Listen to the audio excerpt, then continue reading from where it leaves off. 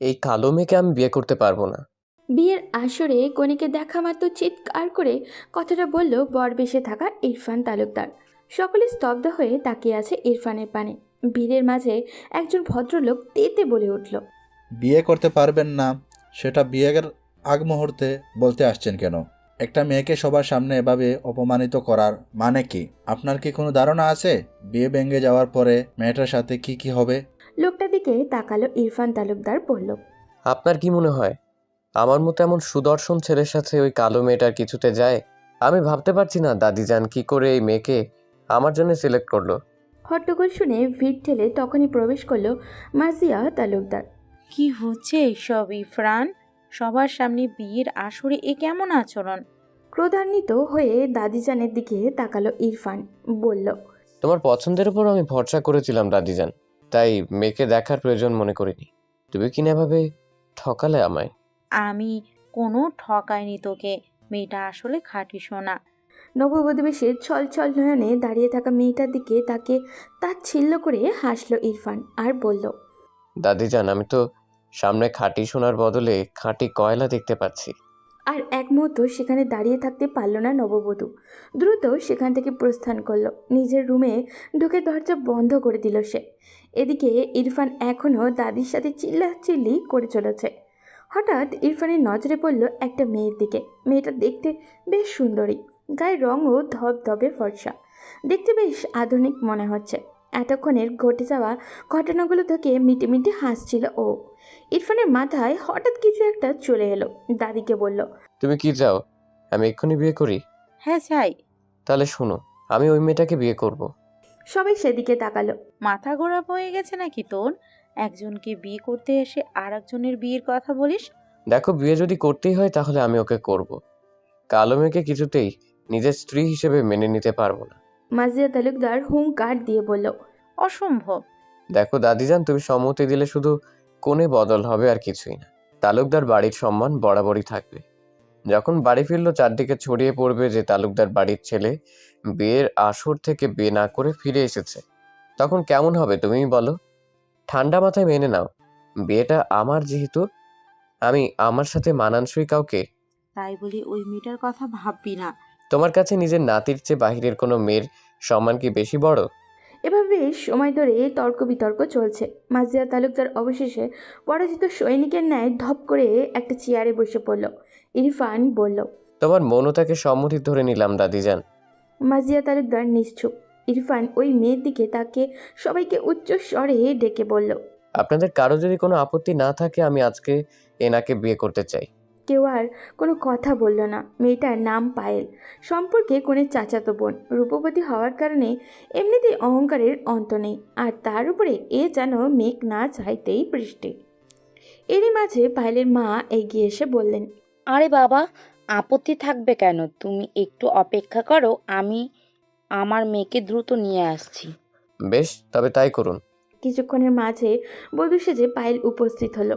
কাজী সাহেব বিয়ে পড়াতে লাগলেন। মাজিয়া তালুকদার আহত নয়নে সেদিকে তাকিয়ে রইলেন। তারপর ফোন দিলেন একটা নাম্বারে। এদিকে যার বিয়ে ভেঙে গেল তার নাম হলো সৌদামিনী মেহেক। জন্মের 2 বছর বয়সে মায়ের মৃত্যু হয়। বাবার হাতে বড় হয়ে উঠেছে। মায়ের ইচ্ছা হলো মেয়ের নাম মেহেক রাখবে, আর বাবা শরীফুল চেয়েছেন মেয়ের নাম হোক সৌদামিনী। দুজনের ইচ্ছাকে প্রাধান্য দিয়ে নাম রেখেছেন সৌদামিনী মেহেক।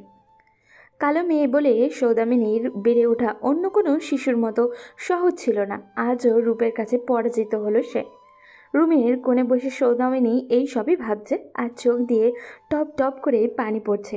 এরই মধ্যে সৌদামিনীর বাবা শরীফুল এলেন মেয়ের কাছে। মেয়েকে দেওয়ার মতো সান্ত্বনা তার জানা নেই। বাবাকে দেখা মাত্রই সৌদামিনী কিছুই বলল না, জড়িয়ে ধরে হু হু করে কেঁদে উঠল। দাদিজান, সব ঠিকঠাক আছে তো? ফোন করে দ্রুত আসতে বললে কেন? দাদু ভাই, তুই কি আমায় ভালোবাসিস?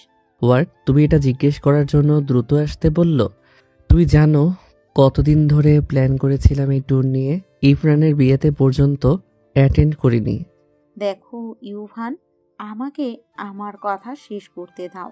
মাজিয়া তালুকদার তার বড় নাতি ইউভান তালুকদারকে ঘটে যাওয়া পুরো ঘটনা খুলে বলল। ইউভান ইরফানের 2 বছরের বড়। ফুফাতো বোনের সাথে দীর্ঘদিন সম্পর্কে ছিল, কিন্তু ফুফাতো বোন চিট করে। তারপর থেকে ইউভান সিদ্ধান্ত নেয় জীবনে বিয়েই করবে না। পরিবারের লোকজন অনেক বলার পরেও তাকে তো রাজি করাতে ব্যর্থ হয়। ইরফান রিসেন্টলি পারিবারিক বিজনেসে জয়েন করেছে। তারপর পরিবারের ইচ্ছাতে বিয়ে করার সিদ্ধান্ত নেয়। দাদি সৌদামিনীর আচার আচরণ দেখে মুগ্ধ হয়ে ওকে পছন্দ করে বিয়ের জন্য। অনেকবার বলেছিল একবার দেখতে। উত্তরে ইরফান বলেছে দাদির পছন্দে তার ভরসা আছে, দেখার প্রয়োজন নেই। আমার এই অনুরোধ রাখবে ইউভান? কি অনুরোধ? তুমি মেয়েটাকে বিয়ে করো। কি বলছো তুমি? দেখো, আমি সব জেনে শুনে বলছি, মেয়েটা খুব ভালো। আমি তোর খারাপ চাই না। আজ মেয়েটার বিয়ে না হলে কি হবে ওর সাথে ভাবতে পারিস? আর তাছাড়া আজ যদি তুমিও আমার কথা না রাখো, মনে করবে তোমাদের কাছে আমি মৃত। আমি আর কোনোদিন তালুকদার বাড়ির মুখ হব না, এটা আমার প্রতিজ্ঞা। ইভান পরে গেল বিপদে। অনেক ভেবেচিন্তে বলল, ঠিক আছে, আমি রাজি, তবে আমার একটা শর্ত আছে। কি সেটা? একটু পর বলবো। মাজিয়া তালুকদার খুশি হয়ে সৌদামিনীর কাছে গেলেন। সৌদামিনী কাঁদছে আর বলছে, বাবা, আর কত বলো? আমি ভীষণ ক্লান্ত। জন্মের পর আমায় কেন গলা টিপে মেরে ফেললে না? বারবার তোমাকে আমার জন্য ছোট হতে হয়। চিন্তা করিস না মা, একদিন তুই অনেক বড় হবি। সেদিন আমি বুক ভরে গর্ব করে বলবো আমি তোর বাবা। বাবা মেয়ের কথার মাঝে মাজিয়া তালুকদার এলেন আর বললেন, সৌদামিনী, তুমি কাঁদছো কেন? চোখে মুখে কি অবস্থা করে রেখেছো? এমন করে বিয়ের আসরে গেলে লোকে কি বলবে? সৌদামিনী তাকিয়ে আছে, কিছুই মাথায় আসছে না কি হচ্ছে। মাজিয়া দেরি না করে সৌদামিনীর চোখের পানি মুছে দিলেন আর এলোমেলো শাড়ি ঠিক করে দিয়ে বললেন, চলো আমার সাথে। টেনে নিয়ে যাচ্ছে। সাথে পিছন পিছন সৌদামিনীর বাবাও গেলেন। ওই আসরে বর বদলের মাধ্যমে সৌদামিনীর সাথে ইউভানের বিয়ে হয়ে গেল। ইউভান একটি বারের জন্য ফিরে দেখল না সৌদামিনীর পানে। বিয়ে শেষ, বউ নিয়ে যাওয়ার পালা। ইরফান আর পায়েল গাড়িতে উঠে গেছে। সৌদামিনী উঠতে যাবে তার আগেই ইউভান এসে দাদিকে বলল, তোমার নিশ্চয়ই মনে আছে শর্ত এর কথা। আমি তোমার কথা রাখতে বিয়ে করেছি, কিন্তু আমি ওকে বাড়ি নিয়ে যেতে পারবো না। তুমি যদি জোর করো তাহলে আমি কোনোদিন ফিরবো না। মাজিয়া তালুকদার স্তব্ধ হয়ে গেলেন। ভাবতে পারেননি এমন শর্ত দিবে। বাধ্য হয়ে চলে গেলেন। সবাই চলে গেল, যা হয়নি কেবল সৌদামিনীর। সৌদামিনীর বিয়ের 1 মাস কেটে গেছে। 1 মাসে শ্বশুরবাড়ির কেউ কোনো রূপ যোগাযোগ করেনি সৌদামিনীর সাথে। সৌদামিনী নিজের কাজে মন দিয়েছে, যার মাধ্যমে সে স্বপ্ন দেখে অনেক বড় হবার। এদিকে চাচি সৌদামিনীকে কাটা গায়ে নুনের ছিটে দিতে অনেক শুনিয়ে শুনিয়ে মেয়ের শ্বশুরবাড়ির গল্প করে। সৌদামিনীর বাবা একজন হার্টের রোগী। বাইরে থেকে ফিরে যখন হতাশ হয়ে বসে পড়ে, সৌদামিনী বুঝতে পারে তার শ্বশুরবাড়ি না যাওয়া নিয়ে সে নিশ্চয়ই কটু কথা শুনে এসেছে। সৌদামিনী কর্মসংস্থানে যাওয়ার সময় অনেকে কথা বলে তার কানে আসে। সৌদামিনী বাবার কথা ভেবে একটা সিদ্ধান্ত নিল। মানুষের কাছে বাবা কথা শুনে কষ্ট পায়, সেটা সহ্য করতে পারে না ও। তাই সৌদামিনী বাবার দেখাশোনার জন্য একজন হেল্পিং হ্যান্ড নিয়োগ করল।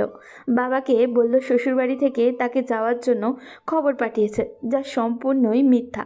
সৌদামিনীর অনেক শখ ছিল পালকি করে শ্বশুর বাড়ি যাওয়ার, কিন্তু বর্তমানে তার প্রচলন একেবারে নাই বললেই চলে। সৌদামিনী পালকি ঠিক করলো, সাথে একটা সানাই বাজানোর জন্য একদল ব্যান্ড লোক। সেদিন আবারও সৌদামিনী নিজের হাতে নিজের বিয়ের বেনারসি পরল, নিজে আবারও বধূ সাজল। যার রোজ অপদস্থ করে তাদেরকে বলল শ্বশুর বাড়ি থেকে তাকে নিতে পালকি পাঠিয়েছে।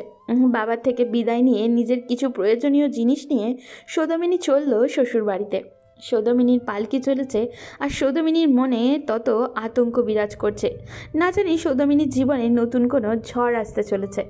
তালুকদার বাড়ির সবার থেকে বৃদ্ধ হলেন মার্জিয়া তালুকদার।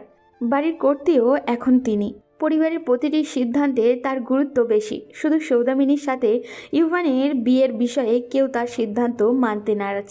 তিনি যদি ইউভানের বিয়ের টপিকটা কথা তুলে বাকি সদস্যরা পরিবার ভঙ্গের কথা বলে, সেজন্য এ বিষয়ে কথা হয় না তালুকদার বাড়িতে। মার্জিয়া তালুকদারের 2 ছেলে আর 1 মেয়ে। বড় ছেলে আজমল তালুকদার আর ছোট ছেলে আরমান তালুকদার। 2 ভাইয়েরই 2 জন করে ছেলে মেয়ে। আজমল তালুকদারের বড় মেয়ে ইবনাত তালুকদার আর ছেলে ইউভান তালুকদার, আর আরমান তালুকদারের ছেলে ইরফান তালুকদার আর মেয়ে ঈশিতা তালুকদার। আজমাল তালুকদারের সন্তানেরা দুইজনই আরমান তালুকদারের সন্তানের চেয়ে বয়সে বড়। বাড়ির দুই গৃহিণী, আজমাল তালুকদারের স্ত্রী আমেনা আর আরমান তালুকদারের স্ত্রী রুবিনা, দুই যা রান্নাঘরে ব্যস্ত দুপুরের রান্না তৈরিতে। তাদের সাথে হাতে হাত কাজে এগিয়ে দিচ্ছে ইবনাত। মার্জিয়া তালুকদার নিজের রুমে শুয়ে আছেন, আর বাড়ির বউ পায়েল ব্যস্ত ড্রয়িং রুমে বসে নিজের নখে নেইল পলিশ লাগাতে। এমন সময় তালুকদার বাড়ির বাহিরে সানাইয়ের আওয়াজ এত জোরে হচ্ছে যে বাড়ির আনাচে কানাচে প্রতিটা জায়গা থেকে শব্দটা শোনা যাচ্ছে। মার্জিয়া তালুকদার উঠে বের হলেন। অন্য সদস্যরাও যে যার কাজ ফেলে সদর দরজার দিকে গেল। উদ্দেশ্য কিসের আওয়াজ সেটা দেখা। সৌদামিনীর পালকি দাঁড়িয়ে আছে তালুকদার বাড়ির সামনে। সানাই বাদক তো রয়েছেই, সাথে আশেপাশে কিছু লোকজনও মিলিত হয়েছে। কি হচ্ছে কেউ কিছুই বুঝতে পারছে না। তাদের বাড়ির সামনে পালকি এলো কেন? লোকের ভিড়। একজনে বলল, আরে আপনার বউকে পালকি করে নিয়ে এলেন, এখন ঘরে তুলে নিয়ে দাঁড়িয়ে আছেন, আমরাও একটু দেখি। আরেকজন বলল, যা বলেন ভাই, এমন অসাধারণ কাণ্ড তালুকদার বাড়ির লোকের দ্বারাই সম্ভব। একজন বলল, আগেরকার পালকিতে বিয়ের গল্প শুনেছি, 2025 সালে এসে সেটা দেখা হয়েই গেল। এভাবে এক একজন এক এক রকমের মন্তব্য করতে থাকলো। তখন আমিনা এগিয়ে গেলেন। পালকির পর্দা উল্টানোর পর দেখতে পেলেন শ্যাম বর্ণের একটা মেয়ে বউ সেজে বসে আছে, মুখটা একেবারে মায়ায় ভরা। তিনি কিছুক্ষণ তাকিয়ে রইলেন। তারপর হঠাৎ মনে পড়ল 1 মাস আগের কথা, তার ছেলের ইচ্ছার বিরুদ্ধে বিয়ের গল্প। সাথে সাথে চোয়াল শক্ত হয়ে গেল, চোখে মুখে প্রতীয়মান হলো কঠিনতা। ছেলেকে ভীষণ মার্জিয়া তালুকদারের মনে মনে বেশ প্রশংসা করলেন। আমিনা বেগমকে বললেন, সবার সামনে সিন ক্রিয়েট করবে না বড় বউ, আমাদের বাড়ির সম্মানের ব্যাপার। আমিনা বেগম পরিস্থিতি বিবেচনা করে সৌদামিনীকে পালকি থেকে বাইরে আনলেন। তারপর ঘরে নিয়ে গেলেন। যা বলার ভিতরে বলবেন ভেবে স্থির করলেন। সৌদামিনী যেমন ভাবছিল তার চেয়ে অধিক চাকচিক্যতে পরিপূর্ণ তালুকদার বাড়ি। দামি দামি ফার্নিচারে পুরো বাড়ি বেশ সুন্দর করে সাজানো। সৌদামিনী চোখ বুলিয়ে দেখল। সে কি বেহায়া মেয়ে রে বাবা, এমন মেয়ে আমার জীবনে দেখিনি। প্রথমে আমার ছেলে ঘাড়ে চড়তে বসেছিল, সেটা হয়নি, বাড়ি বড় ছেলেকে বিয়ে করে নিল, আবার নিজে নিজেই চলে এসেছে। বলি মেয়ে, তোমার মধ্যে কি লজ্জা বলতে কিচ্ছু নেই? ছোট মা, হচ্ছে কি? আসতে না আসতে শুরু করলে কেন? ইবনাত এক দৃষ্টিতে তাকিয়ে আছে সৌদামিনীর দিকে। শুরুতেই দেখে চমকে উঠেছিল সে। একটা প্রশ্ন বারবার মাথায় আসছে, এত মিল কিভাবে? তখন পায়েল এগিয়ে এসে বলল, বারে সৌদামিনী, তুই নাকি অনেক স্ট্রং মেয়ে, পার্সোনালিটিও তো খর, তা এভাবে ড্যাং ড্যাং করে চলে আসলি, তোর পার্সোনালিটি কই গেল? সৌদামিনী চোখ টলমল, কিছুই বলছে না, চুপ করে দাঁড়িয়ে আছে। এই সব যে সোনারি ছিল। সৌদামিনী মানসিকভাবে সব মেনে নিতে প্রস্তুত ছিল, কিন্তু বেহায়া মন কষ্ট পাচ্ছে কেন? সৌদামিনী আবারও ভাবল, আমার যা হওয়ার হোক, আমার বাবা তো কেউ আর কথা শোনাতে পারবে না। ভেবে মনে শান্তি পেল। এদিকে ঈশিতা তার ফ্রেন্ড নীতির সাথে কথা বলছে। ঈশিতা তার বেস্টি মিথিকে বলল, দোস্ত জানিস, বিশালের সাথে আমি অলরেডি রিলেশনে আছি। কি বলি? তুই নাকি আমার বেস্টি, আর এই কথা আমার থেকে লুকাতে পারলি? ভাবতেই পারছি না। সরি আর, বিশাল বারণ করেছে, বলছে যেন কাউকে না জানাই তোকে, তবু আমি এখন জানিয়ে দিলাম, তুই কাউকে বলিস না। কথা শুনে মিথি বেশ চটে গেল। কথা বলতে বলতে ঈশিতা বাড়ির সামনে এসে গেল। বান্ধবীর থেকে বিদায় নিয়ে বাসায় ঢুকে গেল। বাসায় ঢুকে দেখলো থমথমে পরিবেশ। সবার দিকে চোখ বুলিয়ে নজর পড়ল সৌদামিনীর দিকে। সবার উদ্দেশ্যে শুধালো, কেউ? রুবিনা বেগম বলল, আরে চিনতে পারিসনি? ইউভানকে ফাঁসিয়ে বিয়ে করলো যে, এখন নিজে নিজে চলে এসেছে। ওইসব মেয়েদের আবার ক্লাস আছে নাকি? নির্লজ্জ মেয়ে, যেভাবে এসেছে সেভাবেই বিদায় করো। অনেক হয়েছে। ঈশিতার সম্পর্কে ও তোমার বড়, কলেজ থেকে এসেছো, যাও রুমে গিয়ে ফ্রেশ হও। বড়দের মাঝে কথা বলতে নেই, ভুলে গেছো নাকি? ঈশিতার রাগে হনহনিয়ে নিজের ঘরে চলে গেল। রুবিনা বেগম বললেন, আমার মনে হচ্ছে এসব আপনার কাজ, আপনিই বলেছেন ওকে আসতে, তাই না? আমি বলিনি, তবে এসেছে বেশ করেছে। সৌদামিনীর শরীর বেশ ক্লান্ত। সৌদামিনী নিতে পারছে না সবার এমন ধারালো কথা, না পারছে সইতে, না পারছে কিছু বলতে। ইস, সৌদামিনী যদি মরে যেত তাহলে কতই না ভালো হতো। কারোর খুশির কারণ হতে পারলো না কখনো। সারা জীবন শুধু অপমান আর অবহেলা জোটে সৌদামিনীর কপালে। ভাগ্য এত নিষ্ঠুর কেন? গায়ের রং ভালো নয় যাদের, তাদের জীবন এত কঠিন কেন? জীবনের প্রতিটা ক্ষণে কেন সমরারঙ্গের মাধ্যমে পার করতে হয়? সৌদামিনীর মাথা ঘোরাচ্ছে। সৌদামিনী নিজের কপালে একটা হাত ধরে ঘষতে লাগলো। সব কিছু যেন চোখের সামনে ঝাপসা হয়ে আসছে। সামনের মানুষগুলো, তাদের কথা সব অস্পষ্ট হয়ে আসছে। ইবনাত দেখলো সৌদামিনী পড়ে যাচ্ছে। দ্রুত এসে ধরল সৌদামিনীকে। সৌদামিনীর সেন্স ততক্ষণে হারিয়ে গেছে। দাদি আর ইবা দুজনে মিলে ধরে সৌদামিনীকে ঘরে ইরফানের রুমে নিয়ে শুইয়ে দিল। হাত পা ম্যাসাজ করতে লাগলো দুজন। কিছুক্ষণের মধ্যেই সৌদামিনীর জ্ঞান ফিরল। নিজেকে আবিষ্কার করলো বিশাল একটা বেডরুমে। পাশে বসে আছে ইবনাত আর মার্জিয়া। সৌদামিনীর সেন্স আসতেই ইবনাত উঠে চলে গেল। মার্জিয়া তালুকদারও উঠলেন। সৌদামিনী পুরো রুমে নজর বুলিয়ে দেখলো পুরো বাড়ি বেশ পরিপাটি সাজানো হলেও রুমটা অগোছালো। জিনিসপত্র এক একটা এক এক জায়গায় ছড়িয়ে ছিটিয়ে আছে। মনে হচ্ছে কোথাও যাওয়ার আগে কেউ এমন অবস্থা করে রেখে গেছে। চোখ পড়ল ড্রেসিংয়ের পাশে পারফিউমের কালেকশনের দিকে। বেশ কিছু দামি দামি ব্র্যান্ডের পারফিউম সেখানে খুব যত্ন করে শোভা পাচ্ছে। ঘরের মালিকের যে পারফিউম পছন্দ সেটা বেশ বুঝতে পারল সৌদামিনী।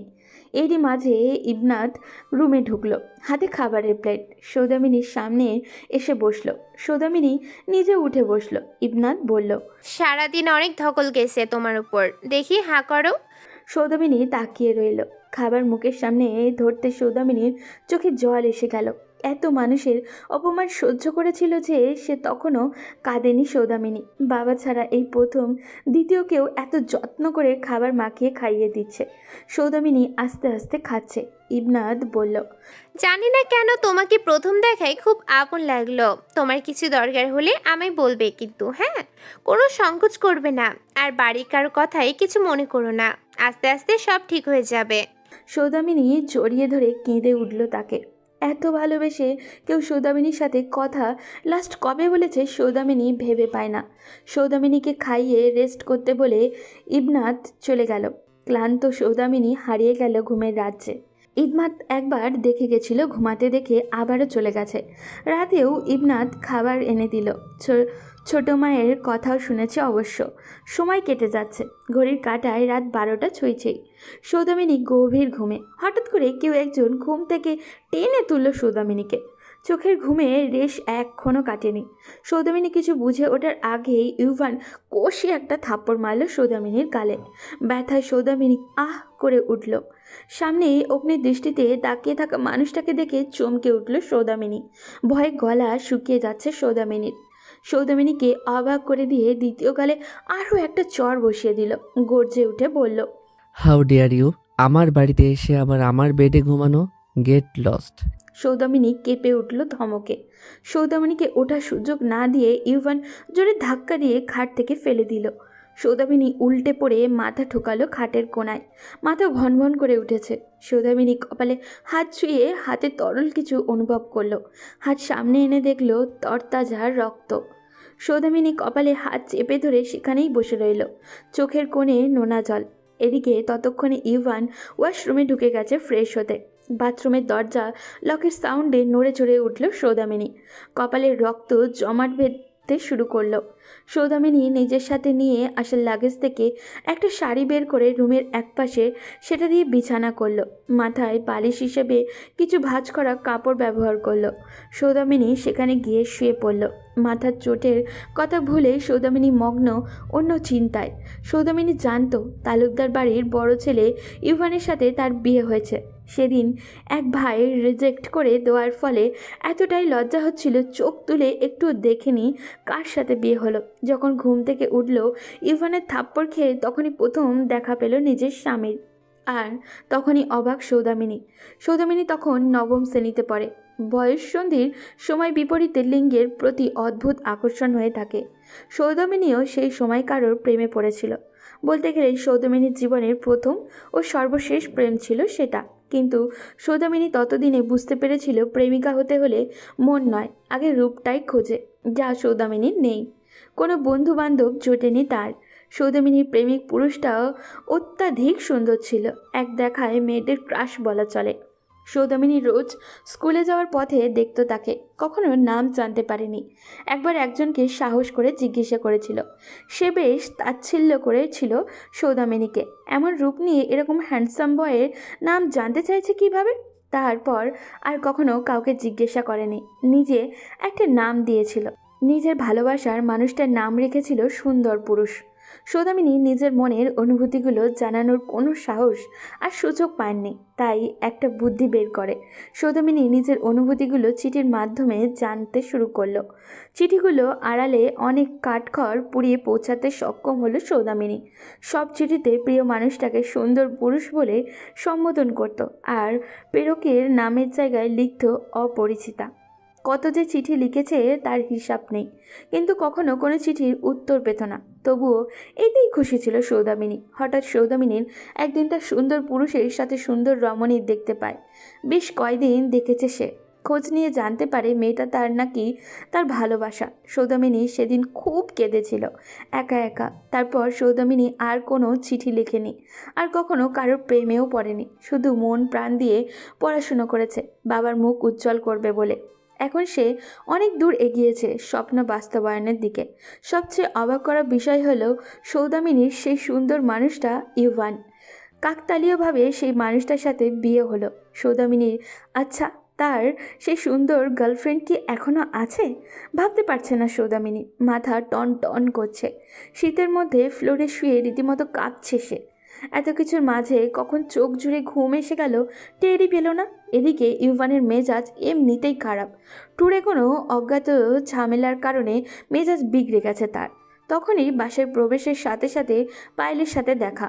ইরফানের কাছ থেকে জানতে পেরেছিল আজ ফিরেছে ইউভান, তাই আগুনে ঘি দিতে ইউভানের অপেক্ষা করতে থাকে।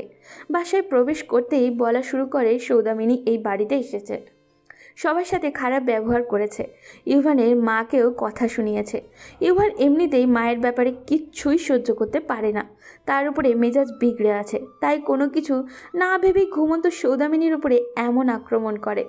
সৌদামিনীর মাথায় চোট লেগেছে সেটা দেখেছে ইউভান। সৌদামিনীর মায়াভরা ব্যথতর ছলছল দৃষ্টিও দেখেছে, তাই তাকিয়ে থাকতে না পেরে ওয়াশরুমে ঢুকেছে। এখন নিজেরই অনুশোচনা হচ্ছে, বারবার বিছানার এপাশ ওপাশ করছে, কিন্তু কিছুতেই ঘুমাতে পারছে না ইউভান। পরদিন সকালে ঠিক 9টার দিকে ইউভান রেডি হয়ে বের হলো রুম থেকে।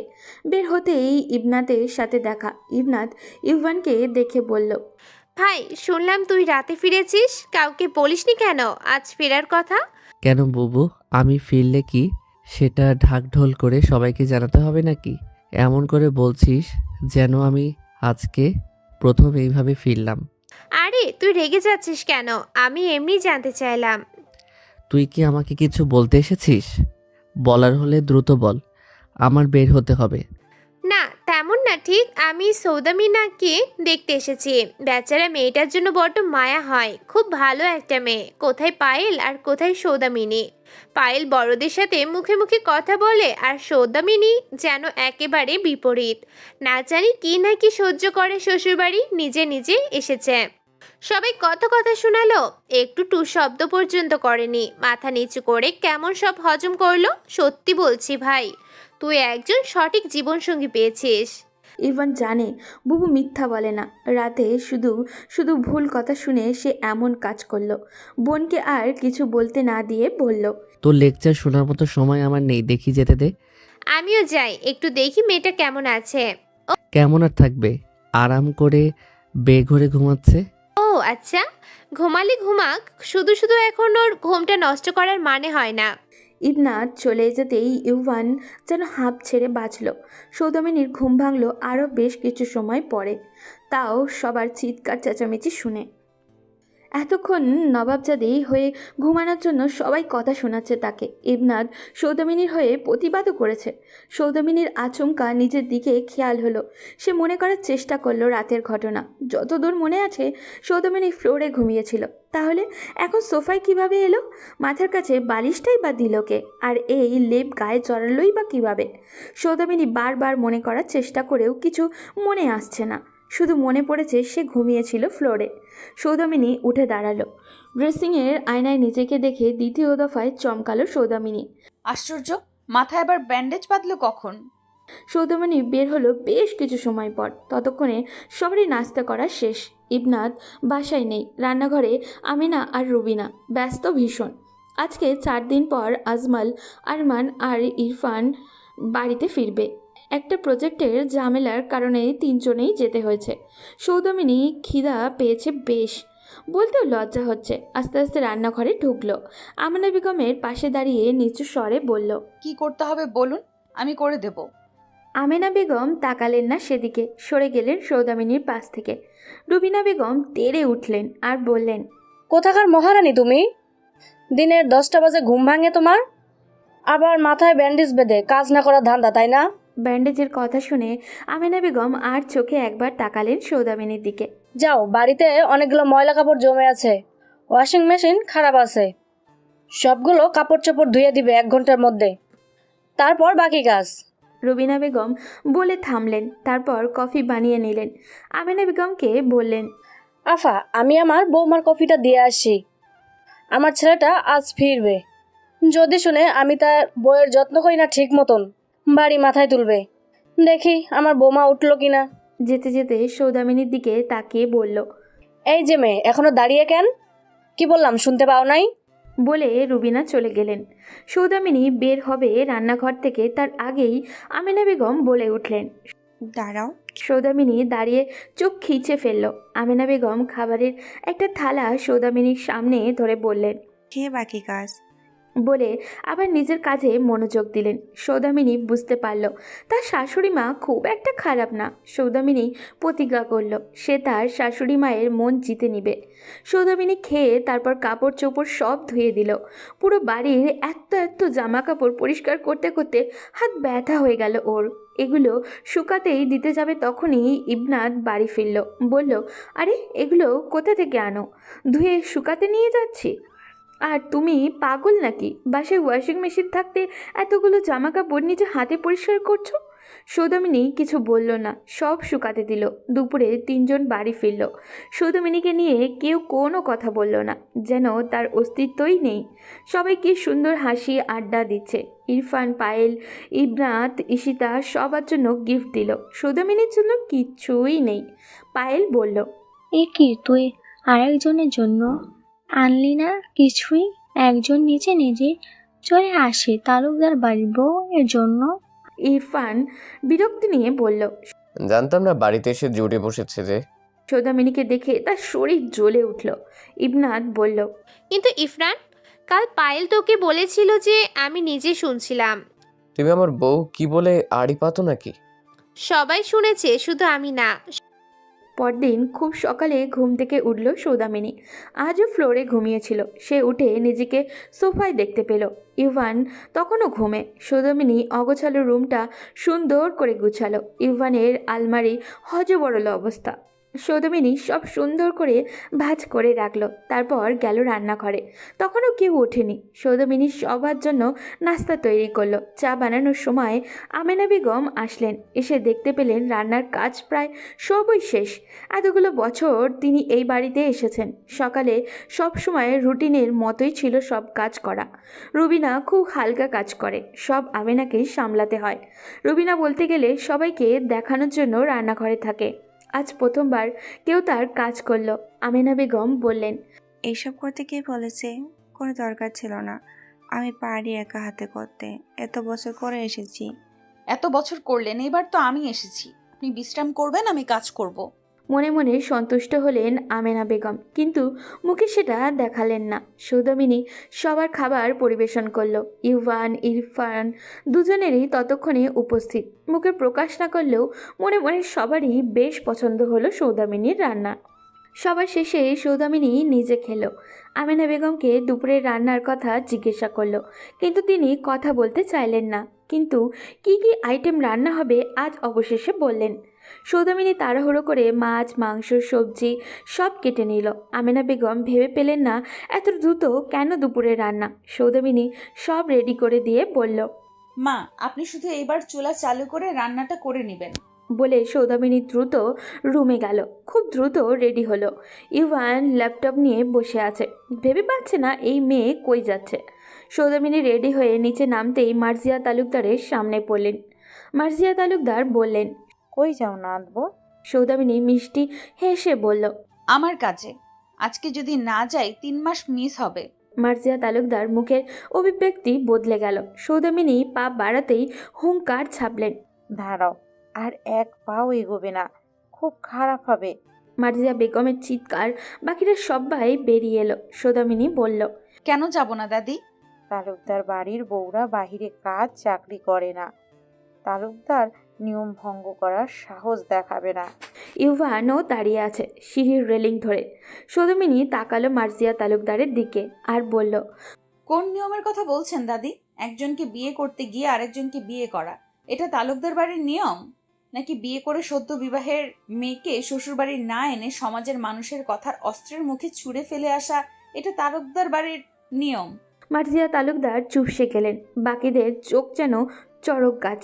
সৌদামিনী বলল, তালুকদার বাড়ির নিয়ম নীতি সব আছে, সবাই সেটা মানছে, আমি সম্মান করি সেটা, কিন্তু আমার ব্যাপারে নিয়ম মেনে কিছুই ঘটেনি, তাই আমি মানতে পারবো না। আর তাছাড়া আমার বাবা আর আমি ছাড়া আর কেউ নেই, তার দেখাশোনা, ওষুধ, খাবার এসবের খরচ নিশ্চয়ই তালুকদার বাড়ি থেকে দিবে না, আর দিলেও আমি নিব না, তাই আমার কাজে আমাকে যেতেই হবে। বলেই সৌদামিনী চলে যাচ্ছে। রুবিনা বেগম বললেন, যাচ্ছ যাও, আর ফিরে আসার সাহস করো না। সৌদামিনী তার দিকে তাকিয়ে বলল, যেমন যাচ্ছি আবার ফিরেও আসবো।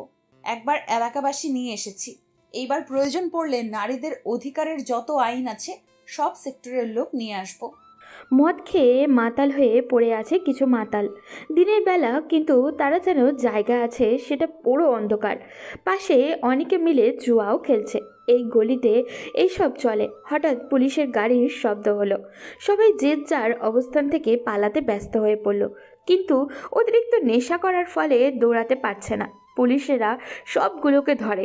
একজন নেশাগ্রস্তকে একজন অফিসার ধরতেই সে নেশায় ঢলতে ঢলতে বলল, কে রে তুই? অফিসার সশব্দে থাপ্পড় দিল লোকটার গায়ে। শক্ত থাপ্পড়ে যেন নেশা ছুটে গেল লোকটার। সামনে দাঁড়িয়ে আছে অফিসার, চোখে মুখে স্পষ্ট প্রিয়তমান অগ্নিশিখা। লোকটার কলার টেনে ধরে অফিসার নিজের পরিচয় দিল, Saudamini Mehek, sub inspector, special crime branch. তারপর লোকটাকে গাড়িতে ছুঁড়ে মারল। নিজের কেবিনে বসে ফাইল চেক করছে সৌদামিনী। 3 দিন না থাকায় বেশ কয়েকটা কেস ফাইল জমা হয়ে পড়ে আছে। এদিকে তাদের আগের ইন্সপেক্টর ট্রান্সফার হয়েছে বেশ কিছুদিন হলো। নতুন ইন্সপেক্টর এখনও জয়েন করেনি। একটা আন্ডারকভার মিশনে আছে সে। মিশন শেষে জয়েন করবে। তাই সাব ইন্সপেক্টর সৌদামিনীর উপরে আপাতত সকল দায়িত্ব। সৌদামিনী সারাদিন ভীষণ ব্যস্ততার সময় পার করল। তারপর পুলিশ স্টেশন থেকে বের হয়ে নিজের বাবার বাড়িতে গেল। সৌদামিনীর বাবার শরীর ক্রমশ খারাপ হচ্ছে। ইদানিং বাসায় থেকেও তেমন বের হয় না, শুয়েই থাকে। সৌদামিনী বাবার ঔষধপত্র, প্রয়োজনীয় কিছু জিনিসপত্র কিনে নিয়ে গেল। যে মহিলাকে বাবার দেখাশোনা করতে ঠিক করেছে তাকে সব বুঝিয়ে দিয়ে আসলো। তারপর ল্যাপটপ সহ প্রয়োজনীয় কাগজপত্র সাথে করে তালুকদার বাড়ির উদ্দেশ্যে রওনা দিল। সৌদামিনী যখন তালুকদার বাড়িতে ফিরে তখন আসরের সময়। মসজিদ থেকে আসরের আজানের ধ্বনি কানে বাজছে। সৌদামিনী নিজের রুমে গিয়ে একটা লম্বা গোসল দিল। এরপর একটু শান্তি লাগছে। সৌদামিনী খাটের দিকে এগিয়ে যেতে নিলে একটু বিশ্রাম নিতে। পরে সেদিনের কথা মনে পড়তেই পা থামিয়ে দিল। সোফায় বসে মাথাটা হেলান দিয়ে চোখ বুজে রইল। মাথাটা কেমন ব্যথা ব্যথা করছে। নিজের আঙুল দিয়ে মাথা ব্যথা কমানোর প্রয়াস চালাচ্ছে।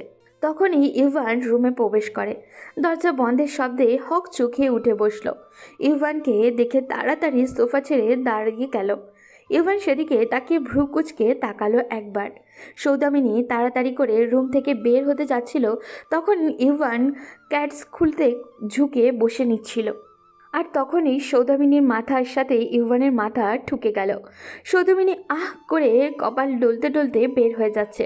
এই মেয়ে দাঁড়াও। গভীর ডাকে সৌদামিনী দাঁড়িয়ে পড়ল, ভয়ের চোখ বন্ধ করে ফেলল। এই বুঝি আবারও কটা থাপ্পড় পড়ল গায়ে। ইউভান এগিয়ে আসলো, সৌদামিনীর সামনে দাঁড়ালো, তারপর সৌদামিনীর কপালের সাথে আরও একবার নিজের কপাল ঘষে দিল। সৌদামিনী চোখ খুলে আহাম্মক বনে গেল। হাসবে নাকি কি করবে বুঝে উঠতে পারল না ও। ইউভান বুঝতে পারল সৌদামিনীর ভাবনা। গলা পরিষ্কার করে ইউভান বলল, একজনের সাথে আরেকজন মাথা ঠেকলে দুইবার ঠেকাতে হয়, জানো না মেয়ে? সৌদামিনী নিচের হাসি আড়াল করলো আর হাসি থামিয়ে বলল, জানতাম না, আজকে জানলাম। এটা না করলে কি হয়? ইভান গম্ভীর মুখ নিয়ে বলল, না হয় মাথায় শিং উঠে যায়। সৌদামিনী হাসি আটকাতে পারল না, অর্থ হাসিতে হাসতে লাগলো। ইভান মুগ্ধ হয়ে তাকিয়ে রইল। মেয়েটার হাসি কতটা স্নিগ্ধ, চোখগুলো মনে হচ্ছে কাজল টানা। নিজের ঘোর কাটিয়ে নিয়ে বলল, খুব হাসি পাচ্ছে তাই না? যেদিন শিং উঠবে সেদিন মিলিয়ে নিও আমার কথা। গুরুজনেরা যা বলে সেটা মিথ্যা হয় না। বলে সরে গেল। সৌদামিনী সেদিকে তাকিয়ে হাসতে হাসতে নিচে চলে গেল। রান্নাঘরে দেখতে গেল আমিনা বেগম একটু থালাগুলো পরিষ্কার করছে। সৌদামিনী এগিয়ে গেল আর বলল, মা, এ কি এখন সন্ধ্যা হতে চললো আর আপনি এখন এইসব পরিষ্কার করছেন? দেখো, এই বাড়িতে এক একজনের খাবারের সময় আলাদা আলাদা, তাই সবার খাওয়া শেষ হলে এসব করতে হয়। আপনি কেন করছেন? বাড়িতে আর মানুষ নেই? বিয়ে হওয়ার পর থেকে এই দায়িত্বগুলো আমার উপর। দেখি সরুন, আমি করে দিচ্ছি। শীতের দিনে অসময়ে কাজ করলে ঠান্ডা লেগে যাবে। আমার লাগবে, তোমার লাগবে না। আর তাছাড়া আজকে তো আমি তেমন কিছুই করলাম না, শুধু রান্না করেছি, কিছু হবে না করলে। আমিনা বেগম হঠাৎ বললেন, আচ্ছা, তুমি দুপুরে খেয়েছো? আমি অফিসে খেয়েছি। কিন্তু সৌদামিনী আজকে খাওয়ার সময় পায়নি, কোনো রকম নাস্তাও করছিল। শাশুড়িকে বলতে চাইল না। সৌদামিনী আমেনা বেগমকে আর কিছু করার সুযোগ না দিয়ে বেসিনের কাছ থেকে সরিয়ে দিল। তারপর বাকি থালা বাসন নিজে পরিষ্কার করলো। সৌদামিনী কাজ শেষ করতেই দেখলো আমেনা বেগম খাবারের থালা হাতে এগিয়ে আসলো। মা, আমি খেয়ে এসেছি, এগুলো কেন আনলেন? সৌদামিনীকে কথা বলতে না দিয়ে বসিয়ে দিলেন আর বললেন, দেখি হা করো, আমি জানি বাহিরে কি সব হাবিজাবি খাওয়ার দেয়, পেট ভরে না। এত ভালোবাসা কোথায় রাখবে সৌদামিনী? শাশুড়ির হাতে খাবার খেতে লাগলো। তখনই রুবিনা বেগম আসলো। এ কি আফা, বাহির থেকে পুরুষদের সাথে ঘষাঘষি করে এসেছে আর তুমি তাকে নিজ হাতে খাইয়ে দিচ্ছ? সৌদামিনীর খাবার আটকে গেল, বলল আর খাবে না। আমিনা বেগম বললেন, তুমি যখন তোমার ছেলের বউয়ের যত্ন করো, আমি কি কখনো কিছু বলেছি? আমার বৌমা আর এই মেয়ে এক হলো? তুমি এই মেয়ের সাথে আমার ছেলের বউয়ের তুলনা দিচ্ছ? আমিনা বেগম চুপ রইলেন। সৌদামিনী ততক্ষণে উঠে গেছে, কারোর সামনে কাঁদতে চায় না ও। রুমে গিয়ে দেখলো ইভান বসে আছে সোফায়। সৌদামিনী ব্যালকনিতে চলে গেল। সেখানে দাঁড়িয়ে আকাশপানে তাকে নীরব অশ্রু বিসর্জন দিল ও। আর কেন সে কালো আল্লাহর কাছে অভিযোগ করতে লাগলো। ইভান বুঝতে পারলো না হঠাৎ কি হলো। তখন হাসতে হাসতে গেল আর এখন চোখ মুখে কাঁদতে কাঁদতে আসছে। সন্ধ্যার পর তালুকদার বাড়িতে জমজমাট চা নাস্তার আড্ডা চলে। আজকেও তার ব্যতিক্রম নয়। বাড়ির প্রতিটা সদস্য এখন বাড়িতে, তাই আড্ডাও বেশ জমজমাট। ইরফান নিজেও উপস্থিত থাকে সেখানে। সবার সাথে হাসি আড্ডা না করলেও চুপচাপ সেখানে মোবাইল নিয়ে ব্যস্ত থাকে। পরিবারের সবার মাঝে উপস্থিত থাকার মাঝেও এক অনন্য আনন্দ বিরাজ করে। কিন্তু আজ ইরফানের যেতে ইচ্ছা করছে না। সবার হাসির ঝঙ্কার যেন বিষাদ ঠেকেছে ইরফানের কাছে। ল্যাপটপ থেকে চোখ সরিয়ে বারবার তাকাচ্ছে ব্যালকনির দিকে। হাতের ঘড়ির দিকে তাকালো ইরফান। 1 ঘন্টা হতে চলল। সৌদামিনী ব্যালকনিতে গিয়েছে, এখনও আসছে না। কি করছে কে জানে। ইরফান অনেক ভাবনা চিন্তা শেষে ল্যাপটপ রেখে উঠে দাঁড়ালো। ব্যালকনির দিকে তাকিয়ে দেখলো সৌদামিনী হেলানে নিচে হেলান দিয়ে বসে ঘুমাচ্ছে। এই মেয়ে পাগল নাকি এই ঠান্ডায় এখানে ঘুমাতে আসছে? ইরফান ডাক দিল। এই মেয়ে। সৌদামিনী শুনল না, এইবার ডাকলো, সৌদামিনী উঠো। কয়েকবার নিজের নাম শুনে নড়ে চড়ে উঠল। সামনে দেখতে পেল ইরফানকে শীতল চাহনিতে তাকিয়ে থাকতে। ইরফান বলল, এটা ঘুমানোর জায়গা হলো? যাও রুমে যাও। সৌদামিনী উঠে দাঁড়ালো। সৌদামিনীর মনে পড়ল তার গুরুত্বপূর্ণ কাজ আছে। নিজের ল্যাপটপ হাতে নিয়ে দাঁড়িয়ে গেল। ভেবেছিল সোফায় বসে কাজ করবে, কিন্তু ইভানের ল্যাপটপ সেখানে, তাই দাঁড়িয়ে রইল। ইভান এসে দেখলো সৌদামিনীর ল্যাপটপ হাতে দাঁড়িয়ে। ইভান বলল, আমার ল্যাপটপ তোমার হাতে কেন? দাও। এটা আপনার না, আমার। ইভান খেয়াল করে দেখলো সৌদামিনী ঠিক বলেছে। ইভান বলল, এটার কি কাজ? অফিসের কাজ জমা আছে। বলে সৌদামিনী ফ্লোরে বসতে তখন ইভান বলল, সোফায় বসতে পারো, আমার কাজ তেমন গুরুত্বপূর্ণ না। বলে নিজের ল্যাপটপ নিয়ে বেডে চলে গেল। সৌদামিনী মনোযোগ দিয়ে কাজ করতে ব্যস্ত হয়ে গেল। ইভান বারবার আর চোখে তাকালো সৌদামিনীর দিকে। কাজ নিয়ে খুব সিরিয়াস যে সেটা আন্দাজ করেই বুঝতে পারল। খাবারের সময় ইবনাতে জোরাজুরিতে খেতে গেল সৌদামিনী। পুরুষেরা আগে খেয়ে গেছে। সৌদামিনী খেয়ে রুমে গিয়ে দেখলো যেখানে সৌদামিনী ঘুমায় সেখানে ইউভানের এক গাদা জামা কাপড়। সৌদামিনী সেগুলো সরাতে যাবে তার আগে ইউভান বলে উঠল, খবরদার, হাত দিবে না। তাহলে আমি কোথায় থাকবো? সেটা আমি জানি না। ইউভান সেদিন নিজে রাগের বশে ফেলে দিয়েছিল, তাই বলতে পারে না বেডে থাকতে। কি এমন মেয়ে, রাগের মধ্যে বলছি কি না কি সে নিজে থাকতে পারে না? আমি কি তাকে জ্বালাতন করতাম নাকি? বিড়বিড় করে ইউভান। সৌদামিনী আবদারের সঙ্গে বলে, সোফায় ঘুমাই আমি। ইভান কি বলবে বুঝে উঠতে পারল না। আবার বলল সে নিজে বলবে না বেডে থাকতে। সোফায়ও খারাপ নয়। ইভান একটা কমফোর্টার সৌদামিনীর দিকে ছুঁড়ে মেরে বলল, এটা তোমার। তালুকদার বাড়ির মানুষ পাষাণ না। সৌদামিনী সেটা গায়ে জড়িয়ে ঘুমিয়ে পড়ল। ইভান বিজয়ের হাসি দিয়ে নিজের জামা কাপড়গুলো তুলে নিল। ইভান নিজেও নিশ্চিন্তে ঘুমের রাজ্যে হারিয়ে গেল। রাত তখন 1:30 বাজে। তালুকদার বাড়ির সকল আলো বন্ধ। সৌদামিনীর ফোন বেজে চলেছে। ঘুমের মাঝে সৌদামিনী ফোন রিসিভ করলো। অপর পাশ থেকে যা শুনলো তাতে সৌদামিনীর ঘুম চলে গেল। হাতের ফোন নিচে পড়ে গেল। সৌদামিনী না বলে চিৎকার করে উঠল। সৌদামিনীর চিৎকার শুনে ইভান উঠে গেল। উঠে রুমের আলো চালিয়ে দিল। দেখলো সৌদামিনী নিজের জায়গায় দাঁড়িয়ে অস্বাভাবিকভাবে কাঁপছে। ইভান উঠে এলো আর বলল, কি হয়েছে? সৌদামিনীর কোনো প্রত্যুত্তর নেই। ইউভান উঠে এক গ্লাস পানি এগিয়ে দিল। সৌদামিনী ঢক ঢক করে পানি খেয়ে নিল। কি হয়েছে? খারাপ স্বপ্ন দেখলে নাকি? আমি বাড়ি যাব। আচ্ছা, যাবে। সমস্যা কোথায়? এখন ঘুমাও। আমি এক্ষুনি বাড়ি যাব। হোয়াট? মাথা খারাপ হলো নাকি? এখন রাতের 1:30 বাজে আর এখন বাড়ি যাবে? আমাকে বাড়ি যেতেই হবে, আমার বাবা। বলে সৌদামিনী ডুকরে কেঁদে উঠল। ইভান বিচলিত হয়ে গেল। কি হয়েছে বলো? সৌদামিনী কোনো রকম আওড়ালো, বাবার অবস্থা বেশ খারাপ হয়ে গেছে। এখনই শাহেদা আপা বলেছে হসপিটালে নিয়ে যেতে হবে। প্লিজ একটু ব্যবস্থা করে দিন যাওয়ার জন্য। ওকে, রিল্যাক্স, আমি দেখছি। তুমি কান্না থামাও। ইভান আবারও ভাবনায় পড়ল।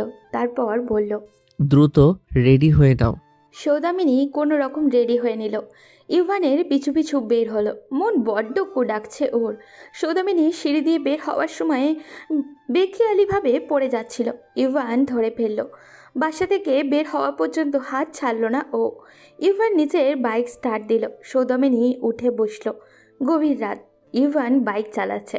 সৌদামিনীর একটা হাত টেনে নিয়ে নিজের পেটের সাথে মিশিয়ে রাখে যাতে পড়ে না যায়। ইভানের বুকে হৃদস্পন্দন দ্রুত হচ্ছে। এত কাছাকাছি সৌদামিনীর সাথে প্রথম মিশল ও। অন্ধকার রাতে শুধু ল্যাম্পপোস্টের আলো। সৌদামিনীর সেদিকে কোনো হুঁশ নেই। বাবার চিন্তায় অস্থির হয়ে আছে।